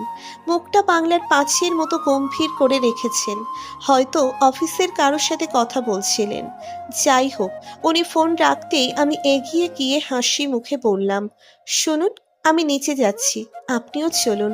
সব কাজিনরা চলে এসেছে। তুমি যাও, আমি একটু পর যাব। ফোন টিপতে টিপতে বললেন পূর্ণ, কিন্তু আমার ভালো লাগলো না বিষয়টা। সব কাজিন বাসায় এলো আমাদের সাথে দেখা করতে, আর উনি এখনো ফোনের মাঝেই ব্যস্ত। বেড়াতে এসেও মনে হয় কাজ থেকে নিস্তার নেই লোকটার। তাই খানিকটা জেদ করেই বললাম, কেন, এখন কেন যাবেন না আপনি? সবাই এতদিন পর ঈদ ছাড়া একসাথে হয়েছে, আপনিও চলুন না আমার সাথে নিচে।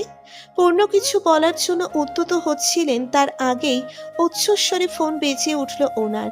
ফোনের দিকে চেয়ে উনি গম্ভীর মুখে আমার দিকে তাকিয়ে বললেন, একবার কথা বললে বুঝো না কেন তোরফা? তোমার মতো ফাঁকা বসে নেই আমি, আমার আরও কাজ আছে, এখন যেতে পারবো না আমি। অনেকদিন পর পূর্ণের রাগী সুরের কথা শুনে একরাশ অভিমান ভর করলো আমার মনে। সামান্য নিচে যাওয়ার জন্য জেদ করলাম বলে উনি আমায় এভাবে বলবেন? হঠাৎ করে কি যে হয় ওনার? এভাবে রাগ দেখাচ্ছেন কেন? ওনার মতো ব্যস্ত নই বলে যা ইচ্ছে তাই বলবেন নাকি আমায়? অযথায় অন্য কারো রাগ আমার উপর ছাইলেন? এতক্ষণে অভিমানের রেস ধরে চোখে ভর করতে শুরু করেছে বিন্দু বিন্দু অশ্রু জল। সেগুলো নিচে পড়ার আগেই ওনার দিকে না তাকিয়েই চুপচাপ নিচে চলে আসলাম আমি। উনি যদি আমার উপর অযথা রাগ দেখাতে পারেন, তবে আমিও ওনার সাথে কথা না বলে থাকতে পারবো। বয়েই গেল ওনার সাথে নিচে নামতে আমার। নিচে পৌঁছতেই কাসিন মহলের মুখোমুখি হলাম আমি। বরাবরই সবার সাথে গল্প গুজব হাসি ঠাট্টা করতে আমার খুব ভাল লাগে, আর সেটা কাজিনদের সাথে হলে তো কথাই নেই। আমায় দেখেই সবাই ছাপিয়ে পড়ল আমায় জড়িয়ে ধরার জন্য। আমিও খুশি মনে কথা বললাম সবার সাথে। একই সাথে পরিচয় হলো তাদের সাথে এত বছর পর নতুন করে। আমার ফুফাতো ভাই তাসিন আমায় বলল, কি রে তুরফা, এত বছর কোথায় লুকিয়েছিলি? তোর বিরহে যে একজন শহীদ হতে চলেছিল, সে খবর কি আছে তোর? তাসিন ভাইয়ার কথা মাথার উপর দিয়ে গেল আমার। কার কথা বলছেন তিনি? ভ্রু কুঁচকে বললাম, কি বললে কিছুই তো বুঝলাম না ভাইয়া, ভালোভাবে বলো। বুঝবি কিভাবে? এখনো বুঝতে দেয়নি যে সে। বলেই মুখ টিপে হাসলেন তাসিন ভাইয়া। এদিকে কড়া চোখে তার দিকে তাকিয়ে তাকে থামিয়ে দিলেন প্রান্ত ভাইয়া। গম্ভীর মুখে বললেন, অনেক কথা বলছিস তাসিন, এবার থাম। ভাই শুনলে কিন্তু খবর আছে তোর। ভাই নেই দেখেই তো বলছি। ভাইয়ের সামনে এসব বলার সাহস আছে নাকি আমার? কাছুমাছু মুখ করে বললেন তাসিন ভাইয়া। এদিকে ওনাদের কথা শুনে বোকার মতো তাকিয়ে আছি আমি, কারণ তাদের কথার আগা মাথা কিছুই মাথায় ঢুকলো না আমার। আমাকে এভাবে তাকিয়ে থাকতে দেখে ছোট ফুপুর মেয়ে দিশা আপু মুখ পাকিয়ে পড়ল। আরে কাকে কি বলছো তোমরা? তুরফার মাথায় এত ঘিলু নেই যে ও বুঝবে। ছোটবেলা থেকে সেই বোকার বোকাই রয়ে গেল। পূর্ণ যে কোন দুঃখে তুরফাকে বিয়ে করতে গেল কে জানে। দিশা আপুর কথাটা কিছুটা তাচ্ছিল্যপূর্ণ ছিল, যা ভালো ঠেকলো না আমার কাছে। এতক্ষণ বাকি কাজিনরাও আমায় খেপিয়ে অনেক কিছুই বলেছে, কিন্তু তাদের কথা দিশা আপুর কথার মতো লাগেনি। আপুর কথা শুনে মনে হলো উনি যেন খানিকটা অপমানই করলেন আমায়, কিন্তু কেন বিষয়টা বোধগম্য হলো না আমার চিন্তার মাঝে নিচে এসে উপস্থিত হলেন পূর্ণ। ওনার গম্ভীর মুখ এতক্ষণে স্বাভাবিক হয়েছে, আমাদের দিকে এগিয়ে এসেই বললেন, কি ব্যাপার, সবাই চুপ হয়ে গেল কেন? আমার পিছে আমার বউকে বুলি করা হচ্ছিল নাকি? পূর্ণের কথা শুনে মুখ টিপে হাসলো সবাই, শুধু দিশা আপু বাদে। ওনার চাহনিতে স্পষ্ট বিরক্তি দেখা যাচ্ছে। এদিকে পূর্ণের মুখে আমার বউ শুনে আজ কোনোরূপ প্রতিক্রিয়া দেখালাম না আমি। অন্য সময় হলে লজ্জায় আড়ষ্ট হয়ে যেতাম হয়তো, তবে আজ ওনার উপর আমার অভিমানের পাল্লাটা ভারী। একটু আগেই রুমে রাগ দেখিয়ে এখন এসে সবার সামনে আমার বউ বলা হচ্ছে। ঢং যত সব। এক পলক তার দিকে চেয়েই মুখ ফিরিয়ে নিলাম আমি। সেই সাথে কানে এলো প্রান্ত ভাইয়ার আওয়াজ, বড় ভাইয়া, তুমি কোথায় ছিলে? সবাই বড্ড মিস করছিলাম তোমায় এতক্ষণ। এখন তুমি এসেছো, আরও মজা হবে। এই বৃষ্টিমুখর দিনে নাস্তা খেতে খেতে সবাই মিলে জম্পেশ আড্ডা দিব। নাস্তার কথা কানে ঢুকতেই এখান থেকে কেটে পড়ার বাহানা পেলাম যেন আমি।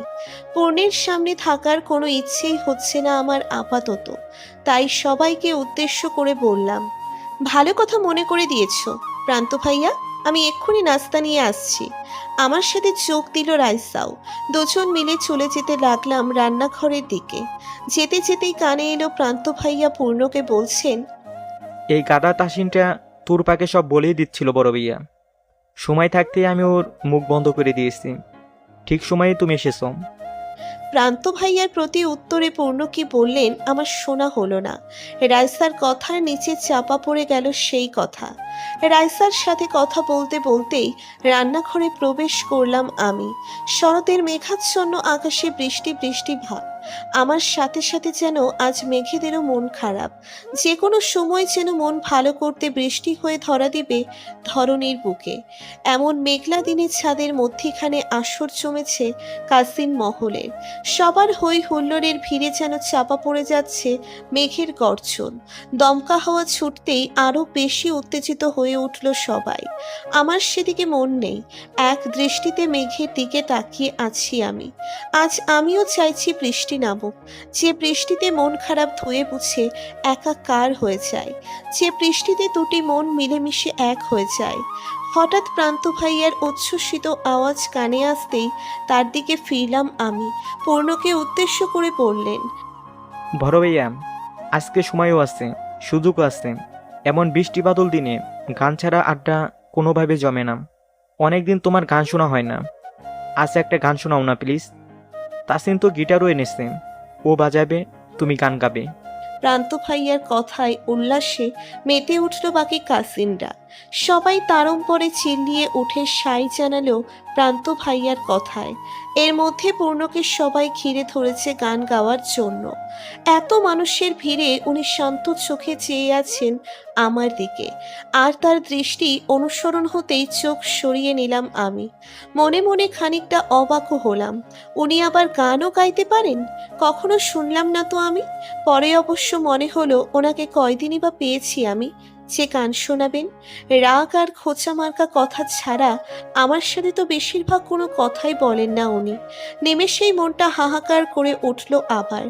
দুঃখী মুখে এক বুক অভিমান নিয়ে পুনরায় আকাশের দিকে তাকিয়ে মেঘের খেলা দেখতে লাগলাম আমি। কয়েক মুহূর্ত অতিক্রম হলো। গিটারের ঋণী ছিনি তাল কানে আসতেই চোখ তীক্ষ্ণ হলো আমার। আর চোখে চেয়ে দেখি তাসিম ভাইয়া ইতিমধ্যেই গিটারের সুর তুলছেন। পূর্ণও আকাশের দিকে চেয়ে আছেন এখন। সবাই পূর্ণ ভাইয়া বলে চিয়ার করছেন ওনার জন্য। উনি একটু পর শ্বাস নিয়ে হালকা হেসে খোলা গলায় গাইতে আরম্ভ করলেন। গানটা আমার অনেক প্রিয় একটা গান। এই গানটার মধ্যে যেন মিশে আছে কিছুটা একাকিত্ব, লুকিয়ে আছে দীর্ঘ অপেক্ষার কোনো স্মৃতি। পূর্ণের খোলা গলায় গানটা সত্যিই বড্ড মানিয়েছে, যেটা ছিল আমার আশাতীত। এমন বিষণ্ণ দিনে এর চেয়ে মানানসই গান আর হতে পারে বলে আমার মনে হলো না। না চাইতেও চোখ চলে গেল পূর্ণের দিকে। উনিও মাত্রই তাকালেন আমার দিকে। চোখাচোখির মুহূর্ত দীর্ঘকায় হলো। দুই চোখে কিছু না বলা কথা প্রেরিত হলো। আচমকাই আকাশের বুক চিরে গুড়ি গুড়ি বৃষ্টির বর্ষিত হলো। যেন বৃষ্টি এতক্ষণ এই মুহূর্তেরই অপেক্ষায় ছিল। বৃষ্টি নামতেই সবাই হইচই করে নেমে গেল আম কুড়োতে। দাদু বাড়ি এসেছে আর বৃষ্টির দিনে আম কুড়োবে না, এমনটা তো আর হতে পারে না। পূর্ণ এখনো শান্ত নিশ্চুপ। সবাই এতক্ষণে নিচে নেমে গেছে, তাই আমিও চুপচাপ চলে যাচ্ছিলাম তাদের পিছু পিছু। হঠাৎই পূর্ণ শান্ত গলায় ডাকলেন আমায়। একটু পরে গেলে হয় না তোরফা? মায়াময় সামান্য আবদার, অথচ এই ডাকেও আজ মন গলল না আমার। এভাবেই আমিও সকালবেলা বলেছিলাম তাকে। বিনিময়ে তার রাগ ও অবহেলা ছাড়া কিছুই পাইনি। তাই পেছনে না ঘুরেই তার কথাকে উপেক্ষা করে চলে যেতে লাগলাম নিচে। কিন্তু পূর্ণ ধপাধপ পা ফেলে এসে হাত ধরে ফেললেন আমার। তার দিকে ঘুরিয়ে আমার দিকে চেয়ে কাতর চোখে কোমল কণ্ঠে বললেন, অভিমানের পাল্লাটা কি খুব বেশি ভারী? অনেক রাগ করেছো আমার উপর? এবার আর নিজের অনুভূতিগুলোকে সামলাতে পারলাম না আমি। অভিমানগুলো বৃষ্টির মধ্যেই চোখ বেয়ে গড়িয়ে পড়ল আমার। পূর্ণের মাঝে কি অদৃশ্য মায়া আছে আমি জানি না, যে মায়া সর্বদাই এক পশলা বৃষ্টি হয়ে ভিজিয়ে দেয় আমার মনকে। আকাশ হতে বিন্দু বিন্দু জলরাশি গড়িয়ে পড়ছে আপন গতিতে। মেঘরাশি একে অপরের সাথে ঝগড়ায় ব্যস্ত। বাতাসের গতিবেগও বাড়ছে ক্রমশ। এরই মাঝে ছাদে দাঁড়িয়ে আছি পূর্ণ আর আমি। না উনি নিজে নিচে যাচ্ছেন, না আমাকে যেতে দিচ্ছেন। ওনার শক্ত হাতের বন্ধনীতে আবদ্ধ আছে আমার ছোট্ট হাত জোড়া। যে দৃঢ় হাতের বন্ধন ছিন্ন করার শক্তির সাধ্য কোনোটাই আমার নেই। পূর্ণ শুধুই এক দৃষ্টিতে চেয়ে আছেন আমার দিকে। বৃষ্টির মাঝে এভাবে তাকিয়ে থাকার কারণে ওনার চোখ জোড়া খানিকটা লালচে হয়ে আছে।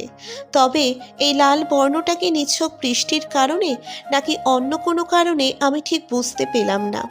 উনি আমি কিছু বলার আগেই মেঘদয় ক্ষিপ্ত হয়ে ডেকে উঠল প্রবল স্বরে, যে গর্জনে ভীষণভাবে কেঁপে উঠলাম আমি। চোখ মুখ খিচে বন্ধ করে দাঁড়িয়ে রইলাম কোনো রকম। বৃষ্টি আমার পছন্দ হলেও বিদ্যুৎ একেবারেই পছন্দ না। খুব ভয় লাগে বিদ্যুৎ চমকালে। কোনো কিছু বুঝে ওঠার আগেই পূর্ণ তড়িৎ বেগে টেনে নিলেন আমায়। আলতো করে আমার মাথা চেপে ধরলেন তার বুকে। ঘটনার আকস্মিকতায় বিস্মিত হয়ে বন্ধ চোখদ্বয় খুলে ফেললাম আমি। বৃষ্টিতে ভিজে ওনার সাদা শার্ট গায়ের সাথে লেপ্টে আছে, যার দরুন তার বুকে মাথা রেখে তার শরীরের উষ্ণতা অনুভব করতে পেলাম আমি। ওনার কি জ্বর এসেছে নাকি? গায়ে এরকম গরম কেন তার? আমি কিছু জিজ্ঞেস করার আগেই পূর্ণ কোমল কণ্ঠে বললেন, এত ভয় পাচ্ছিলে কেন তুমি? রিল্যাক্স, আমি আছি না তোমার সাথে? আর কখনো এভাবে ভয় পাবে না। উনি মাথায় হাত বুলিয়ে দিয়ে বললেন। এদিকে তার নরম কথায় আচরণে এতক্ষণের অভিমান ভেঙে চুরমার হয়ে গেল আমার। তবু কিছু না বলে চুপচাপ ওনার সাথে লেগে থাকে তার বুকের মাঝে কম্পনরত ধুকপুক ধ্বনি শুনতে লাগলাম আমি। খানিক বাদে পূর্ণ আবার বললেন, কথা বলছো না কেন আমার সাথে? তোরফা, কিছু বলো। তখন থেকে তুমি একটা কথাও বলনি আমার সাথে। যদিও পূর্ণের উপর জমা অভিমান আমার আগেই ধুয়ে গেছে, তবুও ওনাকে খানিকটা জ্বালাতন করতে উতলা হলো মন। গলায় কৃত্রিম রাগ মিশিয়ে বললাম, কেন কথা বলবো আপনার সাথে? আপনি কথায় কথায় আমার উপর রাগ দেখান, আমিও রাগ করেছি আপনার উপর। তখন আমার মাথা গরম ছিল খুব। তোমায় তো একবার বলেছিলাম আমার কাজ আছে, তুমি তাও জিদ করছিলে, এই জন্য রাগের মাথায় ধমক দিয়েছি। কখন কাজ থাকে না আপনার? যখনই কিছু বলি তখনই শুধু কাজ, কাজ আর কাজ। আমার জন্য তো সময়ই নেই আপনার কাছে। আবার আমাকে খোঁটাও দিয়েছেন ফাঁকা বসে আছি বলে। ভার্সিটিতে চাই আগে অনেকগুলো ছেলে বন্ধু বানাবো আর ওদের সাথে ঘুরে বেড়াবো। আপনার ফ্রি হওয়ার আশায় থাকলে এ জীবনে আর কোনো কিচ্ছু করা হবে না আমার। আমার কথায় পূর্ণ আচমকায় ছেড়ে দিলেন আমায়। কোনো মতে টাল সামলিয়ে দাঁড়ালাম আমি। এরই মাঝে পূর্ণ তীক্ষ্ণ কণ্ঠে বলে উঠলেন, কথা বলতে বলেছি তার মানে এই নয় যে যা মন চায় তাই বলবে। খুব সাহস বেড়েছে তোমার, তাই না? পা ভেঙে বাসায় রেখে দিব, বেয়াদব। আসছেন আমার পা ভাঙতে? শখ কত? আপনি পা ভাঙার আগেই আমি ওদের সাথে পালিয়ে যাব। তোরফা, আমায় রাগিও না বলছি। এখন আমি রেগে কিছু বললে পরে আবার তুমিই কষ্ট পাবে। শক্ত চোয়ালে বললেন উনি। ওনার মুখের দিকে তাকিয়ে এই মুহূর্তে চুপ করাটাই ভালো মনে করলাম আমি। তাই কথা না বাড়িয়ে তাকে মুখ ভেঙচিয়ে চলে আসছিলাম। এমন সময় উনি পেছন থেকে বললেন, কেউ রাগ করেছিল বলে তার জন্য চকলেট নিয়ে এসেছিলাম। সে এখন আমায় রাগিয়ে দিয়েছে, তাই এগুলো আমি নিজের কাছে রাখছি। চকোলেটের কথা শুনে পেছন ফিরে তাকাতেই দেখি পূর্ণের হাতে আমার প্রিয় ডার্ক চকলেট। কতদিন খাইনি এটা। খুশি হয়ে ওনার কাছ থেকে চকোলেট নিতে ধরতেই উনি হাত উঁচুতে তুলে বললেন, এখন নিতে চাচ্ছ কেন? তখন রাগ ভাঙিয়ে নিজে থেকে দিতে চাচ্ছিলাম, সেটা তো সুযোগই দিলে না, উল্টো রাগিয়ে দিলে আমায়। এখন এমনি এমনি কেন দিব তাহলে তোমায়? ধরতে পারলে দিব, তাছাড়া নয়। ওনার কথা শুনে মেজাজ খারাপ হয়ে গেল আমার। আমি কি জানতাম উনি চকোলেট আনবেন আমার জন্য? আর দিতেই যখন এসেছে তখন এসব নাটক করার কি আছে? উনি কত লম্বা, তার মধ্যে হাত উঁচু করে উপরে উঠিয়ে রেখেছেন। আমি তো লাফিয়েও তার উঁচু করা হাতের নাগাল পাবো না। তাই জ্বালাময়ী কণ্ঠে বললাম, দিতে মন চাইলে সরাসরি দিবেন, না হলে দিবেন না। বৃষ্টির মধ্যে ভিজে আর কোনো তামাশা করতে মন চাইছে না আপনার সাথে আমার। আমার তীক্ষ্ণ কণ্ঠের বিপরীতে উনি সামান্য হাসলেন। তারপর আমার হাত ধরে টেনে এসে হাতের মুঠোয় দিয়ে দিলেন চকোলেটটা। হঠাৎই আমার নাক টেনে দিয়ে বললেন, ছোট্ট একটা মানুষ হয়ে এত তেজ কোথা থেকে পাও তুমি? আমার উপরও রাগ দেখানো শিখেছো আজকাল। খুব বউ বউ আচরণ লক্ষ্য করা যাচ্ছে তোমার মধ্যে। তোরফা, ব্যাপার কি? বাঁকা হেসে বললেন উনি। তার কথার বিপরীতে কোনো কথা বললাম না আমি। গরম হওয়া গাল লুকোতে অন্যদিকে তাকালাম। পূর্ণ হালকা হেসে নিচে যেতে যেতে বললেন, অনেক হয়েছে, এবার জলদি নিচে এসো। কতক্ষণ ধরে বৃষ্টির মধ্যে দাঁড়িয়ে আছো সে খেয়াল আছে? ঠান্ডা লাগলে কি হবে, স্টুপিড? ওনার কথায় বোকা বনে গেলাম আমি। নিজেই আমায় বৃষ্টির মধ্যে দাঁড়িয়ে রাখলেন এতক্ষণ, আর এখন নিজেই বকছেন বৃষ্টিতে দাঁড়িয়ে থাকার জন্য। খারাপ লোক একটা। পূর্ণের কিছু পিছু সিঁড়ি দিয়ে নামতে নামতে হাতে রাখা চকোলেটটা নেড়ে চেড়ে দেখতে লাগলাম আমি। হঠাৎই মনে পড়ল ছোটবেলার কথা। উনি তখনও আমার জন্য চকোলেট আনতেন। পুরনো স্মৃতি মনে হতেই হাসির রেখা চলে এলো ঠোঁটের কোণে। মুচকি হেসে বললাম, থ্যাংক ইউ তাজওয়ার ভাইয়া। আমার ডাকে থমকে গেলেন পূর্ণ। আচমকাই পা থেমে গেল ওনার। চার তরুণ ওনার পিঠের সাথে সামান্য ধাক্কা খেলাম আমি। ভাগ্যিস এতক্ষণে আমরা সিঁড়ি থেকে নেমেছি, নয়তো দুজনেই পড়ে যেতাম। মাথায় হাত ডলতে ডলতে ভাবলাম আমি। এদিকে পূর্ণ অবাক চোখে বললেন, এতদিন পর এ নামে ডাকছো যে? আমি স্মিত হেসে বললাম, আসলে আমি সেদিনই অফিসে গিয়ে জেনেছি যে আপনিই তাজওয়ার ভাইয়া। যদিও তখনই কথা বলতে চেয়েছিলাম এ ব্যাপারে, কিন্তু পরে বলবো বলবো করে আর সুযোগ হয়নি। পূর্ণ চোখে বিস্ময় ঠেলে বললেন, তুমি অফিসে গিয়ে জেনেছো মানে? আমাদের বিয়ের দিন শুনোনি আমার পুরো নাম? তুমি কি বলছো এসব তোরফা? ওনার কথায় খানিকটা লজ্জায় পেলাম আমি। আসলেই বিয়ের দিন ক্ষুধায় অস্বস্তিতে আমি কোনো কিছুই ঠিকমতো খেয়াল করিনি। এক প্রকার বাধ্য হয়ে বিয়ে করছিলাম যেহেতু, তাই কোনো মতে কবুল বলে দিয়েছি। এখন এই ব্যাপারে আমি যথেষ্ট লজ্জিত, তাই ভীষণ ইতস্ততভাবে বললাম, আসলে বিয়ের দিন শরীরটা ভালো ছিল না আমার। আপনি তো দেখেছিলেনই আমার কেমন অবস্থা হয়েছিল। ওর মধ্যে কি আর খেয়াল করব বলুন? কোনো রকম বিয়ে সেরে ফেলার চিন্তায় ছিলাম শুধু আমি। আমার কথা শুনে পূর্ণ হতাশ দৃষ্টিতে চেয়ে রইলেন, আহত গলায় বললেন, অথচ আমাদের বিয়ের সবকিছু আমার মনে আছে। তোমার ক্লান্ত মলিন চেহারা, তোমার কবুল বলা, আমার কবুল বলা। ভেবেছিলাম তুমি ক্লান্ত হলেও বিয়ের ক্ষেত্রে মনোযোগী ছিলে, কিন্তু আমার ধারণাকে তুমি ভুল প্রমাণ করলে। এত খামখেয়ালিপনা কেন তোমার মধ্যে, তোরফা? পূর্ণের কথার বিপরীতে কি জবাব দিব আমি তৎক্ষণাৎ ভেবে পেলাম না। হঠাৎ করেই যেন অপরাধ বোধ কাজ করলো নিজের মধ্যে। পূর্ণ তো ভুল কিছু বলেনি, ভুল আমারই ছিল, কিন্তু আমি নিজেও ইচ্ছে করে অমনোযোগী ছিলাম না। পরিস্থিতিটাই এমন ছিল, ওনাকে কিভাবে বোঝাবো বুঝতে পারলাম না। তবুও কাচুমাচু করে ওনাকে কিছু বলতে যাব, তার আগেই আমায় জোরে সোরে ডাকলেন দাদি। দাদির কণ্ঠ শুনে পূর্ণ একবার আমার দিকে চেয়ে চলে গেলেন রুমে। আমিও দীর্ঘশ্বাস ফেলে চুপচাপ চলে গেলাম দাদির কাছে। কাসির মহলের সাথে গল্পগুজব করে রাতের খাবার খেয়ে পূর্ণের রুমে চলে আসলাম আমি। দাদি নিজেই আজ পাঠিয়েছেন আমায় ওনার রুমে। বেশি মানুষ হয়েছে বিধায় নাকি রুমগুলোই অন্যরা গাদাগাদি করে থাকবে। যাই হোক, রুমে এসে দেখি পূর্ণ বালিশ ছাড়া চুপচাপ শুয়ে আছেন অপুর হয়ে। ওনাকে এভাবে দেখে ভ্রু কুঁচকে গেল আমার। কি হয়েছে লোকটার? ডিনারেও তেমন কথা বললেন না আজ কারোর সাথে, আগে আগে খেয়ে চলে এলেন। আমি ভেবেছিলাম সব সময়ের মতো এবারও ওনার কাজ আছে, তাই এমন করছেন, কিন্তু উনি তো চুপচাপ শুয়ে আছেন রুমে। ব্যাপার কি? খাটের কোণে গিয়ে পূর্ণের পাশে বসে ওনাকে ডাকলাম বার কয়েক, উনি সাড়া দিলেন না। ভাবলাম ঘুমোচ্ছেন, তাই ওনার মাথার নিচে বালিশ দিয়ে দেওয়ার জন্য তার গলার নিচে হাত দিতেই চমকে উঠলাম আমি। শরীর ভীষণ গরম ওনার, জ্বরে যেন পুড়ে যাচ্ছে গা। জ্বরের প্রকোপে তার ফর্সা চেহারা যেন ফ্যাকাশে গেছে। তার এমন অবস্থা দেখে চিন্তায় ভয়ে ঘাম ছুটে গেল আমার। কাঁপা কাঁপা হাতে ওনার মাথায় হাত রেখে কি করব ভাবতে লাগলাম আমি। জ্বরের ঘোরে কাতর হয়ে আছেন পূর্ণ। হালকা গোঙানির শব্দ পাওয়া যাচ্ছে ওনার কাছের থেকে। আমি কম্পনরত হাতে ওনার ভারী দেহকে সোজা করে শুইয়ে দিলাম। বিছানায় ভাঁজ করে রাখা কাঁথাটা নিয়ে তার উষ্ণ শরীর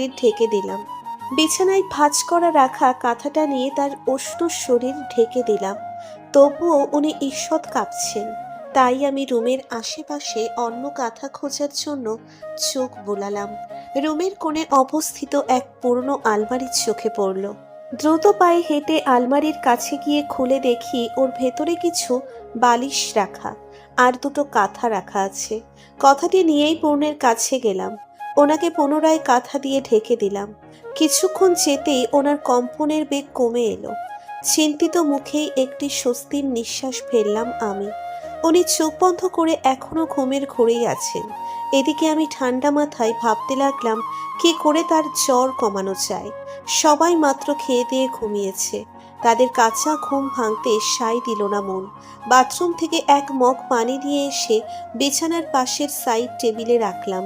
হাতের কাছে সুতি কাপড় বলতে তৎক্ষণাৎ আমার ওড়নায় চোখে পড়ল, তাই সেটাই পানিতে ভিজিয়ে তার মাথায় জলপট্টি দিতে লাগলাম। কিছুক্ষণ জলপট্টি দেওয়ার মাঝেই তার শ্বাস প্রশ্বাস স্বাভাবিক হয়ে এলো। শরীরের তাপমাত্রাও বেশ কিছুটা কমে এসেছে এতক্ষণে। ভাবলাম এখন ওনাকে ওষুধ দেওয়া উচিত, যেহেতু কিছুক্ষণ আগেই খেয়েছেন, তাই ভরপেট থাকা অবস্থায় ঔষধ দিয়ে ফেলতে। এতে জ্বরটাও একেবারেই কমে যাবে। যা ভাবা সেই কাজ। তবে নিচের ব্যাগ ঘেটে ফার্স্ট এইডের কোনো বক্স পেলাম না। হতাশ মনে নিজের উপর নিজেই ক্রুদ্ধ হলাম আমি। আসলেই পূর্ণ ঠিকই বলে, আমি বড্ড খামখেয়ালি। ওষুধপত্রের মতো দরকারি জিনিস যে সাথে করে ক্যারি করতে হয় এটাও আমি করি না। অসহায় মুখে ফিরে আসছিলাম বিছানায়। হঠাৎই কি মনে করে যেন পূর্ণের ব্যাগ চেক করলাম। ওনার ব্যাগ কিছু দূর হাতড়াতেই পেয়ে গেলাম কাঙ্ক্ষিত ফার্স্ট এইডের বক্স। লোকটা আসলেই প্রচণ্ড কাণ্ডজ্ঞান সম্পন্ন। দরকারি জিনিস সব সাথে নিয়েই ঘোরেন। বক্স থেকে প্যারাসিটামল বের করে খেতে দিলাম ওনাকে। পূর্ণ খেতে চাইছিলেন না, এক প্রকার জোর করেই খাইয়েছি তাকে। ওষুধ খেয়ে উনি আবার ঘুমে ঢলে পড়লেন। তার গায়ে ভালোভাবে কাঁথা টেনে দিয়ে জানালার ধারে গিয়ে দাঁড়ালাম আমি। এভাবে ঠিক কতক্ষণ অতিক্রম হয়েছে আমার জানা নেই। সময় গড়িয়ে চলেছে নিজের মতন। অশান্ত মনকে শান্ত করতে আকাশের চাঁদটার দিকে তাকিয়ে আছি। আজকের চাঁদটা সেদিনের মতো বড় নয়। সেদিন চাঁদটাও যেন হাসছিল আমার খুশিতে, যেদিন পূর্ণ আমার সাথে ছিলেন। আজ আমার একাকিত্ব দেখে যেন চাঁদটা মন খারাপ করে আছে। পেছন ঘুরে পূর্ণের দিকে তাকালাম আমি। এখন জ্বর নেই বোধহয় আর। শান্তভাবে ঘুমোচ্ছেন। ধীর পায়ে ওনার শিয়রে বসে আলতোভাবে মাথায় হাত বুলিয়ে দিলাম। লোকটাকে এমন নিথরভাবে পড়ে থাকতে দেখতে মোটেও ভালো লাগছে না আমার। মনে হচ্ছে কখন উঠবেন আর ওনার চিরচেনা গম্ভীর স্বরে ডাকবেন আমায়। একই সাথে রাগও হলো ওনার উপর। কি দরকার ছিল এতক্ষণ বৃষ্টিতে ভেজার?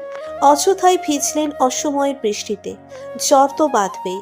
উপরন্তু উনি আমার রাগ ভাঙানোর জন্য ভিজেছিলেন, এটা ভাবতে আরো বেশি খারাপ লাগলো আমার। মনের কষ্ট কখন চোখের অশ্রু হয়ে ঝরে পড়লো বুঝে এলো না আমার। এরই মাঝে নড়ে চড়ে উঠলেন পূর্ণ। ঘুম থেকে উঠে আধো চোখে চারপাশ চেয়ে আমার দিকে নিষ্পলক চেয়ে রইলেন চুপচাপ, যেন সদ্য ঘুম ভেঙে বোঝার চেষ্টা করছেন এখানে কি হচ্ছে। খানিক মুহূর্ত বাদে কোমল কণ্ঠে জিজ্ঞেস করলেন, কাঁদছো কেন তুমি? আমার জন্য চিন্তা হচ্ছে? এতক্ষণ পর ওনার কণ্ঠ শুনে আমার বাকশক্তি লোপ পেল যেন। আমি কিছু বলতে পারলাম না। ঠোঁট চেপে ধরে কান্না থামানোর চেষ্টা করলাম। হঠাৎ করেই লোকটার প্রতি নিজের বড় দুর্বল লাগছে। আমাকে কথা বলতে না দেখে পূর্ণ কাঁথার নিচ থেকে ওনার হাত বের করে আমার দিকে এগিয়ে দিয়ে বললেন, আমি ঠিক আছি তো তুরফা।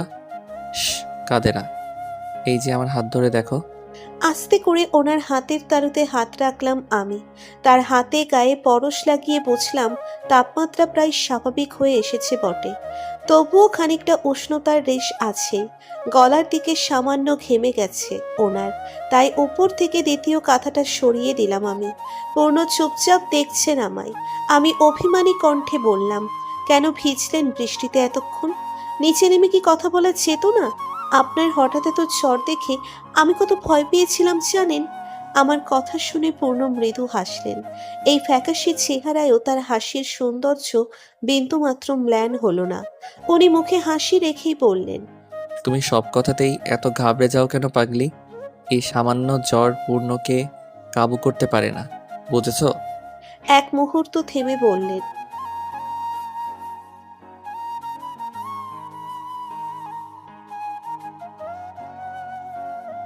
পূর্ণের কথা শুনে কান্না থামিয়ে চকিত দৃষ্টিতে তাকালাম আমি। সেদিন বলতে উনি কোন দিনের কথা বলছেন? কৌতূহলী কণ্ঠে বললাম, কোন দিনের কথা বলছেন আপনি? কি হয়েছিল সেদিন? আর আপনি বৃষ্টিতে ভিজেছিলেন কেন এত? বৃষ্টি কি আপনার খুব পছন্দ? আমার কথায় উনি মলিন হাসলেন। ধীম সুরে বললেন, আগে পছন্দ ছিল না, এখন ভালো লাগে। পূর্ণের কথা শেষ না হতেই বাহিরে ঝোড়ো বাতাস বইতে শুরু করলো।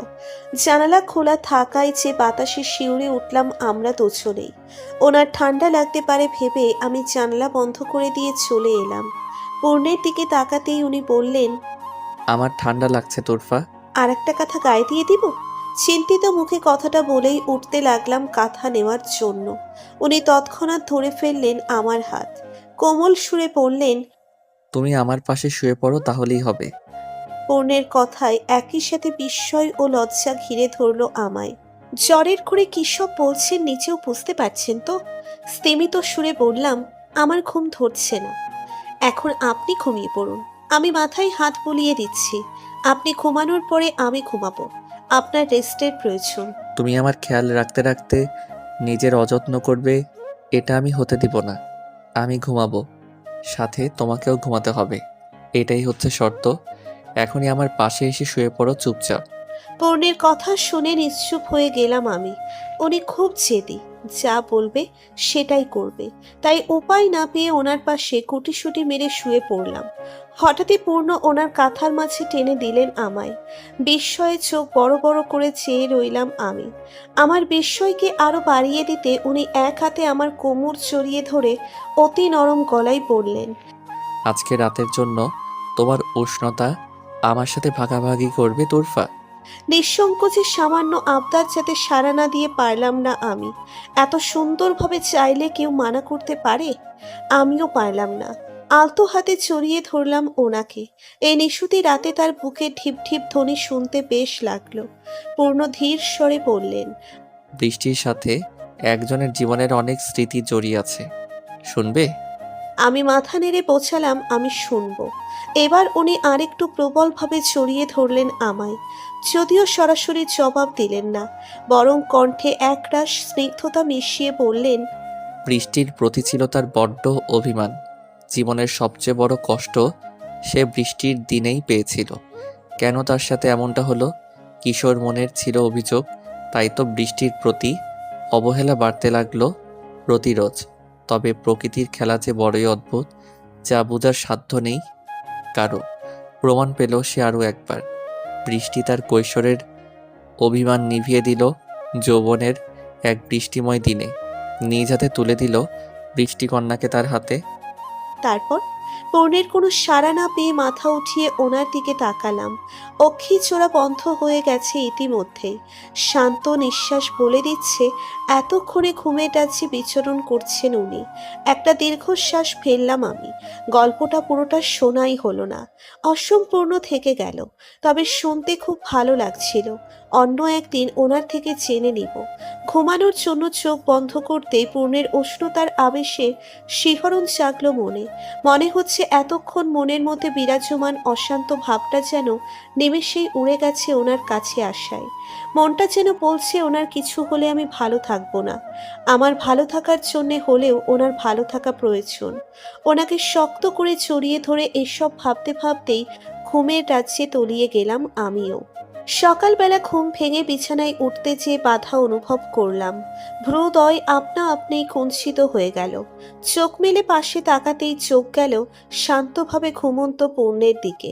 ঘুমের মাঝেই এখনো শক্তভাবে কোমর জড়িয়ে ধরে আছেন আমায়। কাল রাতে ওনার সাথে এভাবে ঘুমিয়েছি মনে হতেই লজ্জার দল উড়ে এসে ভর করলো আমার গালে। চোখ পিটপিট করে আমি আলতো হাতে তার হাত সরিয়ে নিলাম নিজের উপর থেকে। আস্তে ধীরে শোয়া থেকে উঠে বিছানায় বসলাম তার পাশে।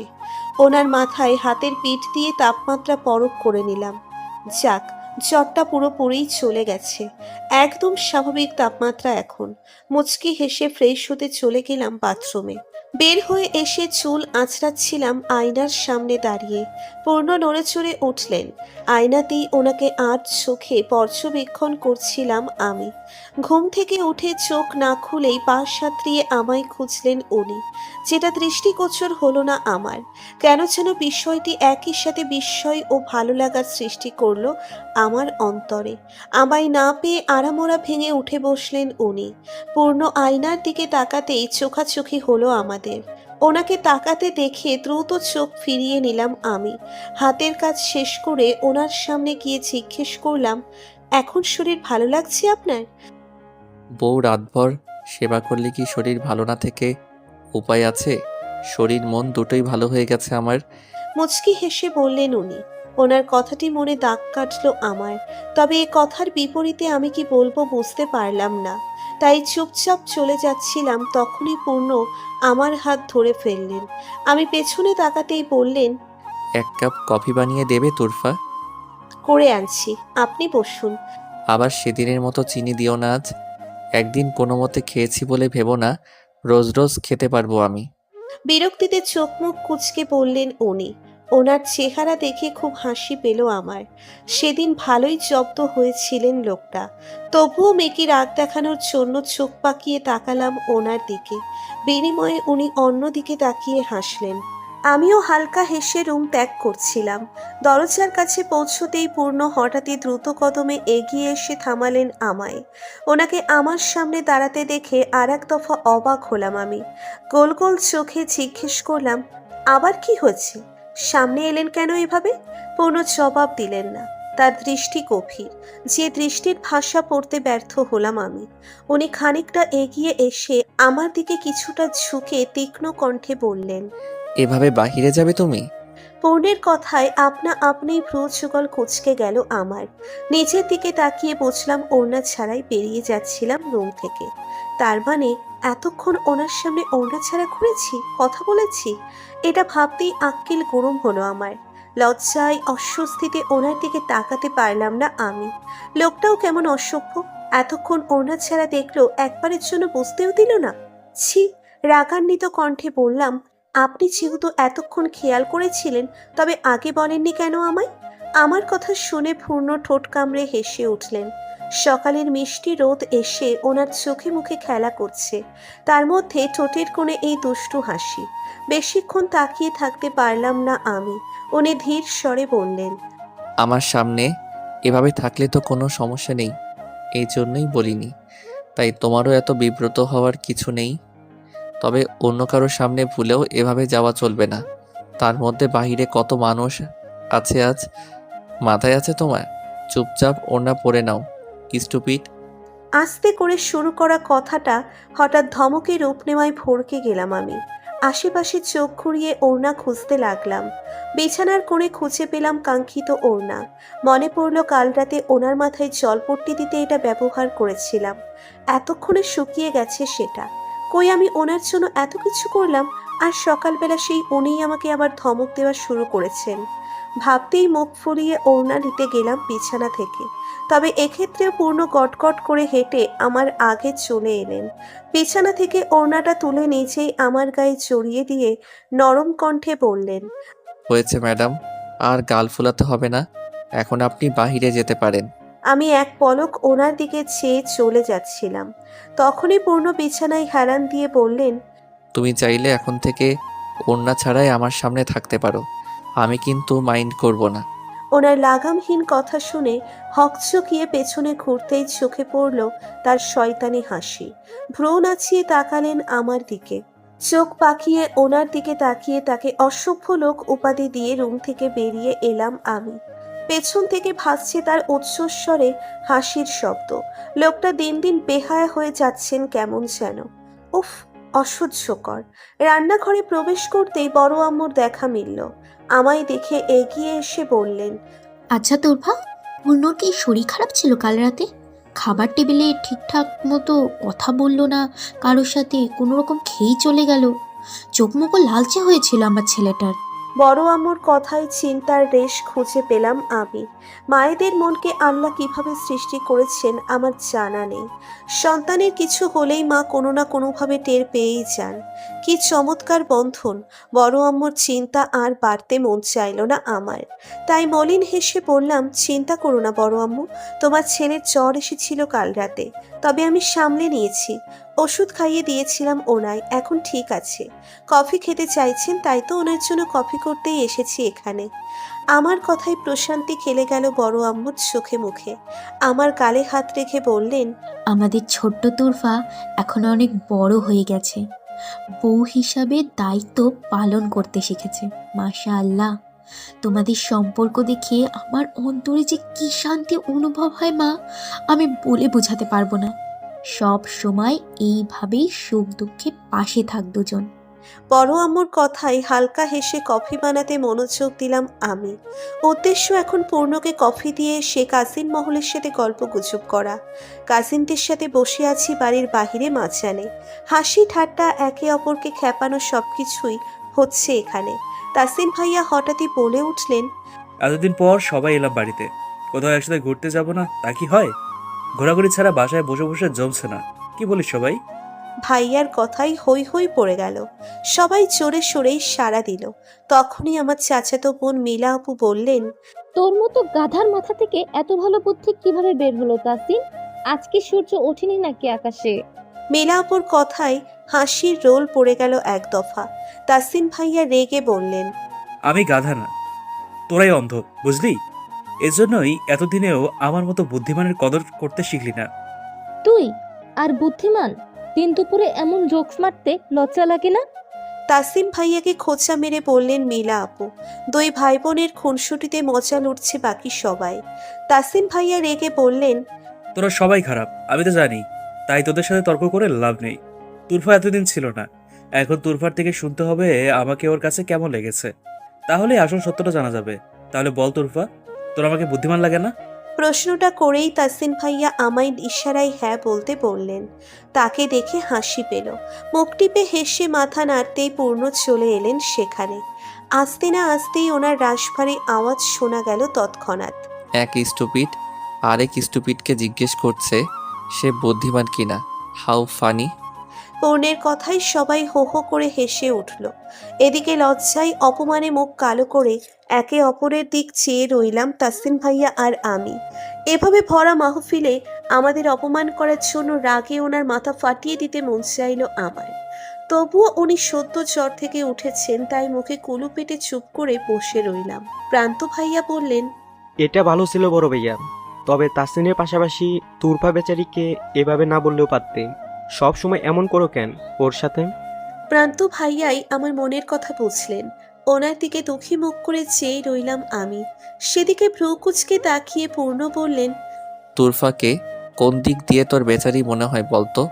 তোর দেখি ওর সম্পর্কে আইডিয়াই নেই। থামবেন আপনি? কি শুরু করেছেন এসেই? তীক্ষ্ণ কণ্ঠে বললাম আমি।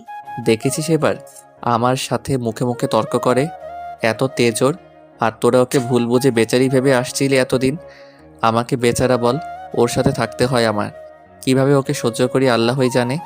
পূর্ণের কথায় হেসে উঠলেন প্রান্ত ভাইয়া, সাথে হাসলো সবাই। এদিকে মেজাজটা খারাপ হয়ে গেল আমার। কি যাতা বলছেন সবার সামনে? লোকটা আসলেই খুব খারাপ। সবাই এতক্ষণ নিজ নিজ জায়গায় বসেছিল। পূর্ণ পরে আসায় দাঁড়িয়ে আছেন বিধায় দিশা আপু বলল, তুমি এখানে বসো পূর্ণ, আমি অনেকক্ষণ ধরেই বসে আছি, দাঁড়িয়ে থাকবো কিছুক্ষণ। তবে পূর্ণ তাকে উঠিয়ে বসতে রাজি হলেন না, বরং উনি বললেন, তুই বসেই থাক ওখানে, তোর ওঠা লাগবে না। বরং তুরফা উঠে যাক। বাড়ির বউ কাজ না করে সারাদিন বসে থেকে খায়, ওর তো কিছু করা দরকার। এই তুরফা, যাও তো কিছু খাবার নিয়ে এসো সবার জন্য। পূর্ণের কথায় আর এক দফা রাগ ভর করলো আমার মধ্যে। এখানে আমি বাড়ির বউ হিসেবে আড্ডা দিচ্ছিলাম না, বাড়ির মেয়ে হিসেবে আড্ডা দিচ্ছিলাম। তাও ওনার সহ্য হলো না, আমাকেই ওঠাতে হলো। তীক্ষ্ণ চোখে ওনার দিকে চেয়ে উঠে নাস্তা আনতে চলে গেলাম আমি। সবার গল্প গুজব হাসি ঠাট্টার মাঝে ঠিক হলো যে আমরা কাশবন বেড়াতে যাব। শরৎকালে যদি কাশবনেই না যাই তবে আর কি হলো। কাশবন শুনে খুশি হয়ে গেলাম আমি। আমার বরাবরই কাশফুল দেখতে ভালো লাগে। সেখানে গিয়ে কে কিভাবে ছবি তুলবে সেগুলো প্ল্যান চলতে লাগলো। আমিও খুশি মনে রেডি হতে চলে এলাম রুমে। এতদিন পর পরিবারের সাথে কাজিনদের সাথে ঘুরতে যাওয়ার কথা ভেবে খুশির রেশটা দ্বিগুণ হয়ে আছে আমার অন্তরে। আকাশের মাঝে সাদা রঙের কাজ করা সুতির শাড়ি পরে আপুদের সাথে রুমে রেডি হচ্ছি আমি। সব বোনেরা প্ল্যান করে কাছাকাছি রঙের শাড়ি পরে একই রকম ভাবেই সেজেছি আজকে। ছেলেরাও সবাই অন্য রুমে রেডি হচ্ছে, পাঞ্জাবি পরবে তারা সবাই। আমি চুল ছেড়ে রাখতে চেয়েছিলাম, তবে অন্য আপুরা চুল খোপা করায় অগত্যা আমাকেও করতে হলো। সামনের কিছু এলোমেলো চুল বের করে রেখে খোপা করা শেষ করতেই ডাক পড়লো বাহিরে যাওয়ার জন্য। ছেলেরা রেডি হয়ে দাঁড়িয়েছিল রুমের সামনে। সব বোনদের সেজে গুজে দেখে তাসিন ভাইয়া দাঁত বের করে হেসে বলল, আমার বোনেরা যেন এক একটা আকাশের পরী। তোরা যে এত সুন্দর আগে তো জানতাম না। মাশাআল্লাহ। মিলা আপু মেকি হেসে বললে, এতদিন পর জানলি তুই সেটা? তুই তো চোখ থাকতেও অন্ধরে তাসিন। তাসিন ভাইয়া খেপে কিছু বলবেন তার আগেই পূর্ণ গম্ভীর গলায় বললেন, হয়েছে, এবার থাম তোরা। কোথাও যাওয়ার আগেও তোদের ঝগড়া করতে হবে? শুধু শুধু টাইম নষ্ট করছিস। কোনোদিন বড় হবি না নাকি তোরা? পূর্ণের কথায় একে অপরের দিকে চেয়ে থেমে গেল তাসিন ভাইয়া আর মিলা আপু। এদিকে সবার সামনে পূর্ণের এত ভাব দেখে খুব বিরক্ত হলাম আমি। নিজে এত বড় তামড়া হয়ে আমার সাথে সবসময় ঝগড়া করেন, তার বেলায় কিছু না, আবার মানুষকে ডায়লগ দিচ্ছেন। বিড়বিড় করে বললাম আমি। পূর্ণ এক ভ্রু তুলে আমার দিকে তাকালেন, আমাকে মাথা থেকে পা অব্দি বিশ্লেষণ করে খানিকটা কেশে বললেন, কিছু বলতে চাও তুরফা? পূর্ণের কথায় সবার মনোযোগ আমার দিকে নিবদ্ধ হলো। হঠাৎ করে সবার উৎসুক দৃষ্টি নিচের উপর পড়ায় ভরকে গেলাম আমি। তীক্ষ্ণ চোখে পূর্ণের দিকে চেয়ে বললাম, কিচ্ছু বলার নাই আমার। বলছিলাম এখন আপনার দেরি হচ্ছে না? দাঁড়িয়ে আছেন কেন? চলুন তাড়াতাড়ি। আপনিও সময় নষ্ট করছেন এখন। কথাটি বলেই হনহন করে হাঁটা শুরু করলাম আমি। পূর্ণ বিস্ফোরিত চোখে চেয়ে আছেন আমার দিকে। ওনাকে যে আমি এভাবে বলবো তিনি হয়তো ভাবতে পারেননি। এদিকে কাসিন মহল মিটি হাসছে। তাসিন ভাইয়া মিনমিন করে বললেন, ইতিহাস সাক্ষী আছে, বড় বড় মহাপুরুষেরাও